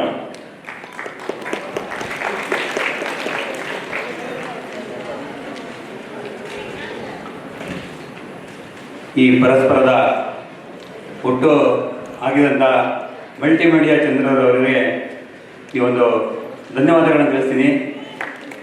ಅವರಿಗೆ ಈ ಒಂದು ಸನ್ಮಾನ ಕಾರ್ಯಕ್ರಮ. ಅವರ ದೃಷ್ಟಿ ಯಾವತ್ತು ಜನರತ್ತ, ಅವರ ನೋವಿನತ್ತ, ಅವರ ಕನಸಿನತ್ತ ನೆಟ್ಟಿದೆ. ಪರಸ್ಪರ ಪರಿವಾರದ ಪ್ರತಿಯೊಂದು ಹೆಜ್ಜೆ ಹಿಂದೆ ಅವರು ಆತ್ಮದ ಶ್ರಮ, ಅವರ ಕರ್ಮದ ಪ್ರಾವತ್ಯ ಇದೆ. ಇದು ಒಂದು ವೇದಿಕೆಯು ಅವರ ಕೃತಿ, ಅವರ ಕಾಳಜಿ, ಅವರ ಕನಸಿನ ನಿಜರೂಪ. ಆದ ಕಾರಣ ಪರಸ್ಪರ ಪರಿವಾರದ ಪರವಾಗಿ ನಾವು ಗೌರವದಿಂದ ಇಂತಹ ದೃಷ್ಟಿವಂತ ನಾಯಕನಿಗೆ ಕೃತಜ್ಞತೆ ಸಲ್ಲಿಸುವುದು ನಮ್ಮೆಲ್ಲರ ಧನ್ಯತೆಯ ಕ್ಷಣ. ನಮ್ಮ ಪರವಾಗಿ, ಪರಸ್ಪರ ಪರಿವಾರದ ಪರವಾಗಿ ಶ್ರೀಯುತ ಮಲ್ಟಿಮೀಡಿಯಾ ಚಂದ್ರರವರಿಗೆ ಹೃದಯಪೂರ್ವಕ ಧನ್ಯವಾದಗಳು. ಧನ್ಯವಾದಗಳು ಅಣ್ಣ. ನಿಮ್ಮ ಪರಿಕಲ್ಪನೆ, ನಿಮ್ಮ ಪ್ರೇರಣೆ, ನಿಮ್ಮ ದೃಷ್ಟಿ ನಮ್ಮ ದಾರಿದೀಪ. ನಿಮ್ಮ ಕನಸುಗಳಿಂದ ಹುಟ್ಟಿದ ಪರಸ್ಪರ ಇನ್ನೂ ಅನೇಕ ಹೃದಯಗಳಲ್ಲಿ ಬೆಳಕಾಗಿ ಹರಡಲಿ. ಮಾನವೀಯತೆಯ ಪಥದಲ್ಲಿ ಜೈ ಪರಸ್ಪರ, ಜೈ multimedia Chandru. Thank you very much ಅಣ್ಣ.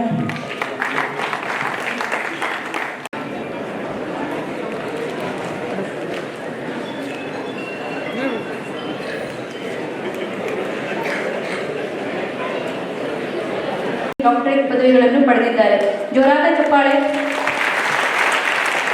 ಪ್ರಸ್ತುತ ಇವರು ಅಮೆರಿಕದಲ್ಲಿ ಕೇಂದ್ರ ಕಚೇರಿಯನ್ನು ಹೊಂದಿರುವ ಬಹುರಾಷ್ಟ್ರೀಯ ಸಂಸ್ಥೆ ಎಂಜಿಐನಲ್ಲಿ ಆರ್ಟಿಫಿಷಿಯಲ್ ಇಂಟೆಲಿಜೆನ್ಸ್ ಮತ್ತು ಸೈಬರ್ ಸುರಕ್ಷತೆ ವಿಭಾಗದ ನಿರ್ದೇಶಕರಾಗಿ ಕೆಲಸ ಮಾಡುತ್ತಿದ್ದಾರೆ. ವಿಶ್ವಾದ್ಯಂತ 65 ದೇಶಗಳ ಸರ್ಕಾರಗಳ ರಕ್ಷಣಾ ಪಡೆಗಳು, ಪೊಲೀಸ್, ಉದ್ಯಮ ಮತ್ತು ವಾಣಿಜ್ಯ ಸಂಸ್ಥೆಗಳು ಇವರ ಸೇವೆಯನ್ನು ಪಡೆಯುತ್ತಿವೆ ಎಂದರೆ ನಿಜಕ್ಕೂ ನಮಗೆ ಹೆಮ್ಮೆ.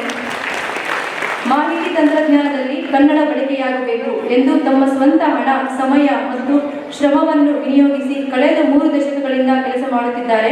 ಬೆಂಗಳೂರು ದೂರದರ್ಶನದಲ್ಲಿ ಕನ್ನಡ ಬಳಸಲು ತಂತ್ರಾಂಶ ಅಭಿವೃದ್ಧಿ ಮಾಡಿದ್ದು, ಎಟಿಎಂಗಳಲ್ಲಿ ಕನ್ನಡ ಬಳಸಲು ತಂತ್ರಾಂಶ ಮತ್ತು ತಂತ್ರಜ್ಞಾನ ಅಭಿವೃದ್ಧಿ ಮಾಡಿದ್ದು, ಭಾರತದಲ್ಲಿ ಎಟಿಎಂಗಳಲ್ಲಿ ಬಳಕೆಗೆ ಬಂದ ಮೊದಲ ಭಾಷೆ ಕನ್ನಡವಾಗಿದೆ. ಇಂಥವ್ರನ್ನ ನಾವು ಇವತ್ತು ವೇದಿಕೆ ಮೇಲೆ ನೋಡ್ತಾ ಇದ್ದೇವೆ ಅಂದರೆ ನಿಜವಾಗ್ಲೂ ಹೆಮ್ಮೆ ಪಡುವಂಥ ವಿಚಾರ. ಮೊಬೈಲ್ ಫೋನ್ ಮತ್ತು ಅಮೆಜಾನ್ ಕಾಲ್ ಸೆಂಟರ್ಗಳಲ್ಲಿ ಬಳಸಲು ಕನ್ನಡ ತಂತ್ರಾಂಶ ಅಭಿವೃದ್ಧಿ ಮಾಡಿದ್ದು, ಇದರಿಂದಾಗಿ 4500ಕ್ಕೂ ಹೆಚ್ಚು ಕನ್ನಡ ಮಾಧ್ಯಮದಲ್ಲಿ ಓದಿದ ವಿದ್ಯಾರ್ಥಿಗಳಿಗೆ ಉದ್ಯೋಗ ಸಿಕ್ಕಿದೆ. ಇದೇ ರೀತಿ mobile phone, e-commerce, ERP, artificial intelligence ಮೊದಲಾದವುಗಳಲ್ಲಿ ಬಳಸಿ ಕನ್ನಡ ತಂತ್ರಾಂಶವನ್ನು ಅಭಿವೃದ್ಧಿಯನ್ನು ಇವರೇ ಮಾಡಿದ್ದಾರೆ. ಜನಸಾಮಾನ್ಯರಿಗಾಗಿ ವಿಜ್ಞಾನ ಮತ್ತು ತಂತ್ರಜ್ಞಾನ ಕುರಿತು ಇವರು ಬರೆದಿರುವ 3500ಕ್ಕೂ ಹೆಚ್ಚು ಕನ್ನಡ ಲೇಖನಗಳನ್ನು ನಾಡಿನ ವಿವಿಧ ಪತ್ರಿಕೆಗಳು ಪ್ರಕಟಿಸಿವೆ. ಇವರು ಆರ್ಟಿಫಿಷಿಯಲ್ ಇಂಟೆಲಿಜೆನ್ಸಿ ಮತ್ತು ಸೈಬರ್ ಸುರಕ್ಷತೆ ಕುರಿತು 300ಕ್ಕೂ ಹೆಚ್ಚು ಕೌಶಲ್ಯ ಅಭಿವೃದ್ಧಿ ಮತ್ತು ಉದ್ಯೋಗ ಮಾರ್ಗದರ್ಶನ ಕಾರ್ಯಕ್ರಮಗಳನ್ನು ಆಕಾಶವಾಣಿ, ದೂರದರ್ಶನ ಮತ್ತು ಖಾಸಗಿ ಟಿವಿ ವಾಹಿನಿ, ವಿಶ್ವವಿದ್ಯಾಲಯಗಳು ಮತ್ತು ಶಿಕ್ಷಣ ಸಂಸ್ಥೆಗಳಲ್ಲಿ ಇವರು ನೀಡಿದ್ದಾರೆ. ಇವರು ಕನ್ನಡದಲ್ಲಿ ಆರ್ಟಿಫಿಷಿಯಲ್ ಇಂಟೆಲಿಜೆನ್ಸ್ ತಂತ್ರಜ್ಞಾನ ಕುರಿತು ಬರೆದಿರುವ ಪುಸ್ತಕಕ್ಕೆ ಕರ್ನಾಟಕ ಸರ್ಕಾರದ ರಾಜ್ಯ ಪ್ರಶಸ್ತಿ ದೊರೆತಿದೆ. ಜೋರಾದ ಚಪ್ಪಾಳೆ ಮೂಲಕ ಗೌರವ ಸಲ್ಲಿಸಲು ಜರ್ಮನಿಯ ತಾಂತ್ರಿಕ ವಿಶ್ವವಿದ್ಯಾಲಯ, ವಿಶ್ವೇಶ್ವರಯ್ಯ ತಾಂತ್ರಿಕ ವಿಶ್ವವಿದ್ಯಾಲಯ, ಕೇಂದ್ರೀಯ ವಿಶ್ವವಿದ್ಯಾಲಯ ಸೇರಿದಂತೆ ಭಾರತ ಮತ್ತು ವಿದೇಶಗಳ ಅನೇಕ ವಿಶ್ವವಿದ್ಯಾಲಯಗಳು ಮತ್ತು ಶಿಕ್ಷಣ ಮತ್ತು ವಿಶ್ವೇಶ್ವರಯ್ಯ ತಾಂತ್ರಿಕ ವಿಶ್ವವಿದ್ಯಾಲಯ ಕನ್ನಡದಲ್ಲಿ ಇಂಜಿನಿಯರಿಂಗ್ ಪಠ್ಯಪುಸ್ತಕಗಳನ್ನು ಪ್ರಕಟಿಸುವ ಯೋಜನೆಯ ತಜ್ಞರ ಸಮಿತಿಯಲ್ಲಿ ಸದಸ್ಯರಾಗಿ ಕೆಲಸ ಮಾಡುತ್ತಿದ್ದಾರೆ. ಇವರ ಮಾರ್ಗದರ್ಶನ ಪಡೆದಿರುವ 8 ನವೋದ್ಯಮಿಗಳು ಅಂತಾರಾಷ್ಟ್ರೀಯ ಮಟ್ಟದಲ್ಲಿ ಯುನಿಕಾರ್ನ್ ಅಂದರೆ ಬಿಲಿಯನ್ ಡಾಲರ್ ಮೌಲ್ಯದ ಸಂಸ್ಥೆ ಆಗಿ ಬೆಳೆದಿದೆ. ಮಾಹಿತಿ ತಂತ್ರಜ್ಞಾನದಲ್ಲಿ ಕನ್ನಡ ತರುವ ಕೆಲಸದ ಜೊತೆಯಲ್ಲಿ ಕನ್ನಡದಲ್ಲಿ ವಿಜ್ಞಾನ ಸಾಹಿತ್ಯ ಅನುವಾದ, ಸಾಹಿತ್ಯ ಇತಿಹಾಸ ಸಂಶೋಧನೆ ಮತ್ತು ವಚನ ಸಾಹಿತ್ಯದಲ್ಲಿ ಇವರು ಕೊಡುಗೆಯನ್ನು ನೀಡಿದ್ದಾರೆ. ಕೊಪ್ಪಳ ಜಿಲ್ಲಾ ಕನ್ನಡ ಸಾಹಿತ್ಯ ಸಮ್ಮೇಳನದ ಅಧ್ಯಕ್ಷತೆ ಸೇರಿದಂತೆ ಹಲವಾರು ಅಂತಾರಾಷ್ಟ್ರೀಯ ಮತ್ತು ರಾಷ್ಟ್ರೀಯ ಗೌರವ ಪ್ರಶಸ್ತಿಗಳು ಇವರಿಗೆ ದೊರೆಯುತ್ತವೆ. ಇಂತಹ ಗಣ್ಯ ವ್ಯಕ್ತಿಗಳನ್ನು ವೇದಿಕೆ ಮೇಲೆ ನಾವು ನೋಡ್ತಿರೋದಷ್ಟೇ ಅಲ್ಲ, ಇವರಿಂದ ನಾವು ತರಬೇತಿ ಪಡ್ತಾ ಇದ್ದೀವಿ ಅಂದರೆ ನಿಜಕ್ಕೂ ನಮಗೆ ತುಂಬ ಹೆಮ್ಮೆಯ ವಿಚಾರ. ಜೋರಾದ ಚಪ್ಪಾಳೆ ಮೂಲಕ ಸರ್ಗೆ ಮಾರ್ಗದರ್ಶನ ಕೊಡಲಿಕ್ಕೆ ವಿನಂತಿ.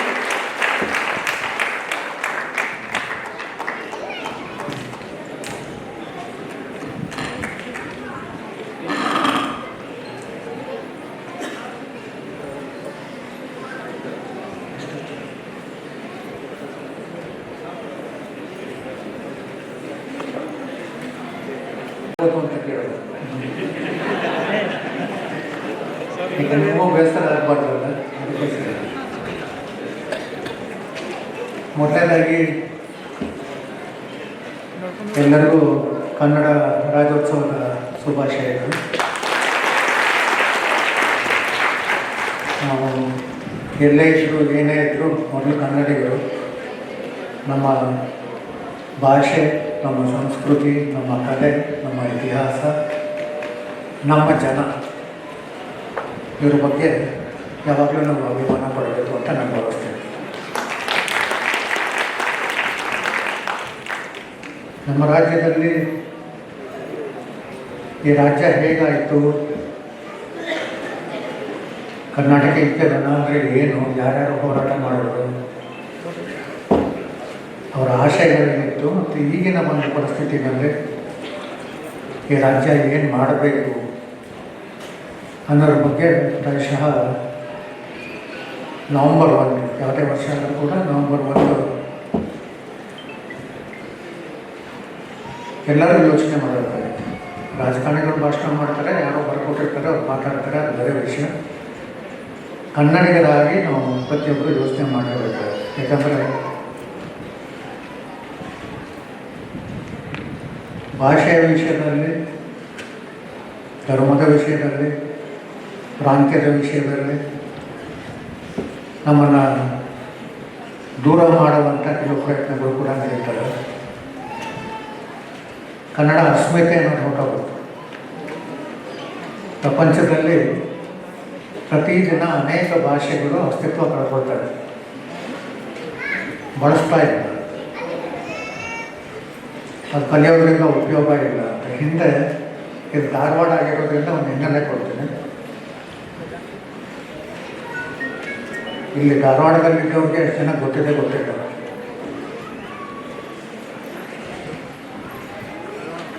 ಮುಂಬೈ ಕರ್ನಾಟಕದ ಭಾಗವಾಗಿತ್ತು ಈ ಧಾರವಾಡ.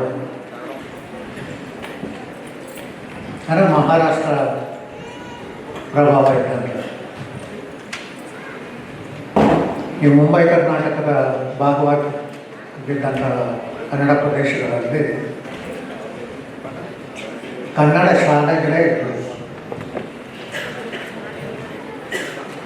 ಕನ್ನಡ ಕಲಿತ್ರೆ ಸರ್ಕಾರಿ ನೌಕರಿ ಸಿಗಲ್ಲ ಹೇಗೂ. ಯಾಕಂದರೆ ಕನ್ನಡದಲ್ಲಿ ಕೆಲಸ ಮಾಡೋಕ್ಕೆ ಸರ್ಕಾರದ ನೌಕರಿ ಕೊಡಲ್ಲ, ಮರಾಠಿ ಬೇಕು ಅಂತಾರೆ. ನೀವು ಕನ್ನಡ ಕಲಿತ್ರೆ ಅಂಗಡಿಗಳಲ್ಲಿ ಬೇರೆ ಕಡೆ ಕೂಡ ಕೆಲಸ ಮಾಡೋಕ್ಕಾಗಲ್ಲ, ಯಾಕಂದರೆ ಅಲ್ಲೂ ಕೂಡ ಮರಾಠಿ.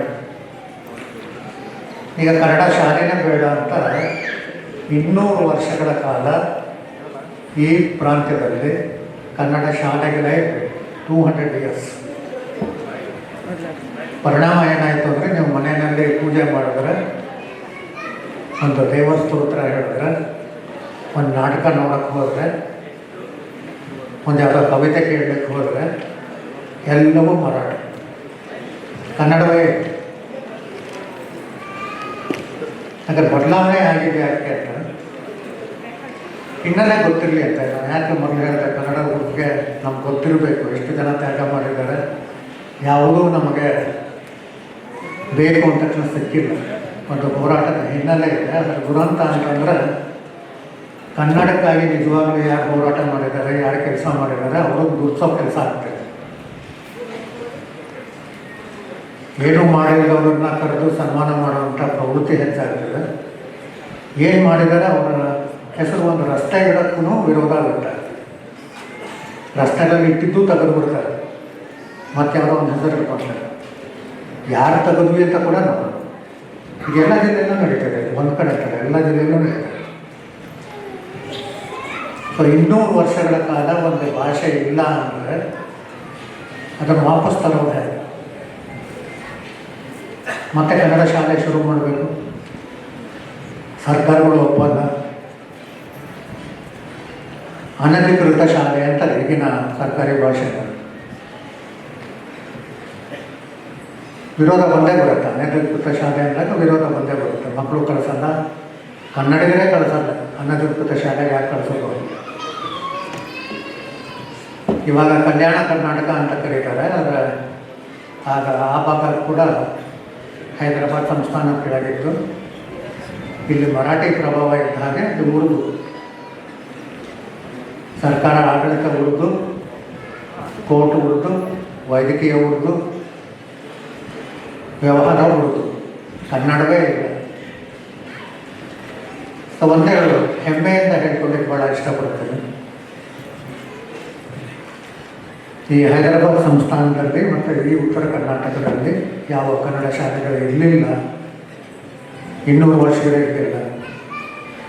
ಹಳ್ಳಿಗೆ ಬಂದು ಆ ಹಳ್ಳಿಯಲ್ಲಿ ಸ್ವಲ್ಪ ಅನುಕೂಲಸ್ಥರು ಏನಿರ್ತಾರೆ ಅವರ ಮನೆ ಬಾಗಿಲು ಹೋಗಿ ನಿಮ್ಮ ಮನೆ ಜಗಲಿನಲ್ಲಿ, ಅಂದರೆ ಈಗ ಕಟ್ಟೆ ಇರ್ತಾರೆ ಮನೆ ಮುಂದೆ, ಅಲ್ಲಿ ಕನ್ನಡ ಶಾಲೆ ಆರಂಭ ಮಾಡೋಕ್ಕೆ ಅವಕಾಶ ಮಾಡಿಕೊಡಿ.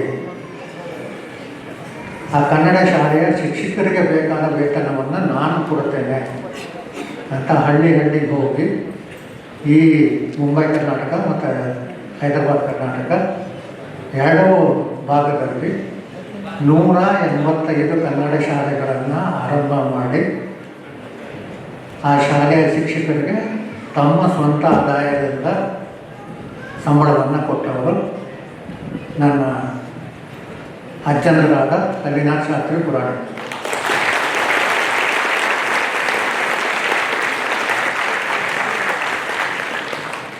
ಯಾವುದೋ ದೊಡ್ಡ ಜಮೀನ್ದಾರರಾಗಿದ್ರ, ಶ್ರೀಮಂತರಾಗಿದ್ರ, ಎಂಥದೂ ಇಲ್ಲ. ಪುರಾಣಿಕರು ಅಂದರೆ ಪುರಾಣ ಪ್ರವಚನ ಮಾಡುವಂಥವರು. ಅದೇನು ವರ್ಷ ಪೂರ್ತಿ ಯಾರೂ ಕರೆಯಲ್ಲ, ಶ್ರಾವಣ ಮಾಸದಲ್ಲಿ ಒಂದ್ಸಲಿ ಕರೀತಾರೆ. ಈಗ ನಂಗೆ ಧಾರಾವಾಹಿ ಏನೂ ಕೊಡಲ್ಲ. ಒಂದು ತಿಂಗಳು ನೀವು ಪ್ರವಚನ ಮಾಡಿದ್ರೆ ಪ್ರಾಯಶಃ ₹1 ₹2 ಬಂದರೆ ಅದೇ ಹೋಗೋದು. ಮೊದಲು ಆ ದುಡ್ಡನ್ನು ಕನ್ನಡ ಶಾಲೆಯ ಶಿಕ್ಷಕರಿಗೆ ಸಂಬಳ ಕೊಟ್ಟು ನಂತರ ಏನಾದರೂ ಹುಡುಗರೆ ಮನೆಗೆ ತೊಗೊಂಬರ್ತಾರೆ ಅಂತ ಭಾಳಷ್ಟು ಜನ ಕೆಲಸ ಮಾಡಿದ್ದಾರೆ. ಇಲ್ಲೇ ಕರ್ನಾಟಕ ವಿದ್ಯಾವರ್ಧಕ ಸಂಘ ಇದೆ. ಸ್ವತಂತ್ರ ಬರೋಕ್ಕೆ ಮೊದಲೇ ಕರ್ನಾಟಕ ಒಂದು ರಾಜ್ಯ ಆಗಬೇಕು ಅಂತ ಧ್ವನಿ ಎತ್ತದಂಥ ಮೊದಲ ಸಂಸ್ಥೆಗಳಲ್ಲಿ ಇದು ಕೂಡ ಒಂದು. ಆದರೆ ಕರ್ನಾಟಕ ಆಗಬೇಕಾದ್ರೆ ಅಷ್ಟು ಸುಲಭ ಇರಬೇಕು. ಇದು ಮುಂಬೈ ಕರ್ನಾಟಕದ ಭಾಗ ಆಗಿತ್ತು. ಮಡ್ರಾಸ್ ಕರ್ನಾಟಕದ ಭಾಗ, ನಮ್ಮ ಕರಾವಳಿ ಪ್ರದೇಶನೂ ಸೇರಿಕೊಂಡು ಮಡ್ರಾಸ್ ಕರ್ನಾಟಕ ಭಾಗವಾಗಿತ್ತು. ಹೈದರಾಬಾದ್ ಕರ್ನಾಟಕ ಬೇರೆ ಇತ್ತು. ಅದು ದುರಂತ ಅಂದರೆ ನಮಗೆ 15 ಆಗಸ್ಟ್ 47ಕ್ಕೆ ಸ್ವಾತಂತ್ರ್ಯ ಬಂದರೆ ಹೈದರಾಬಾದ್ ಕರ್ನಾಟಕ ಭಾಗ ಅಥವಾ ಹೈದರಾಬಾದ್ ಸಂಸ್ಥಾನದಿಂದ ನಮಗೆ ಸ್ವಾತಂತ್ರ್ಯ ಸಿಕ್ಕೋದಕ್ಕೆ 1 ವರ್ಷ 1 ತಿಂಗಳು 2 ದಿನ ಹೋರಾಟ ಮಾಡಬೇಕು. ಆ ಭಾಗ ಸ್ವತಂತ್ರವಾಗಿ ಭಾರತಕ್ಕೆ ಸೇರಿದ್ದು 17 ಸೆಪ್ಟೆಂಬರ್ 1948. ಅಲ್ಲಿವರೆಗೂ ಹೋರಾಟ ಮಾಡಿದ್ದಾರೆ ಜನ. ಮುಂದೆ ಗೋವಾ ಲಿಬರೇಷನಲ್ಲೂ ಕೂಡ ಹೋರಾಟ ಮಾಡಬೇಕಾಗಿದೆ. ಸೊ ಕನ್ನಡಿಗರ ತ್ಯಾಗ ತುಂಬ ಇದೆ, ಕನ್ನಡಿಗರ ಹೋರಾಟ ತುಂಬ ಇದೆ. ಅದು ಯಾತಕ್ಕೆ ಇದೆಲ್ಲ ನಮ್ಮ ಇತಿಹಾಸ ಪುಸ್ತಕಗಳಲ್ಲೇ ಹಾಕಲು ಗೊತ್ತಿಲ್ಲ. ಬೇಡವಾದನ್ನೆಲ್ಲ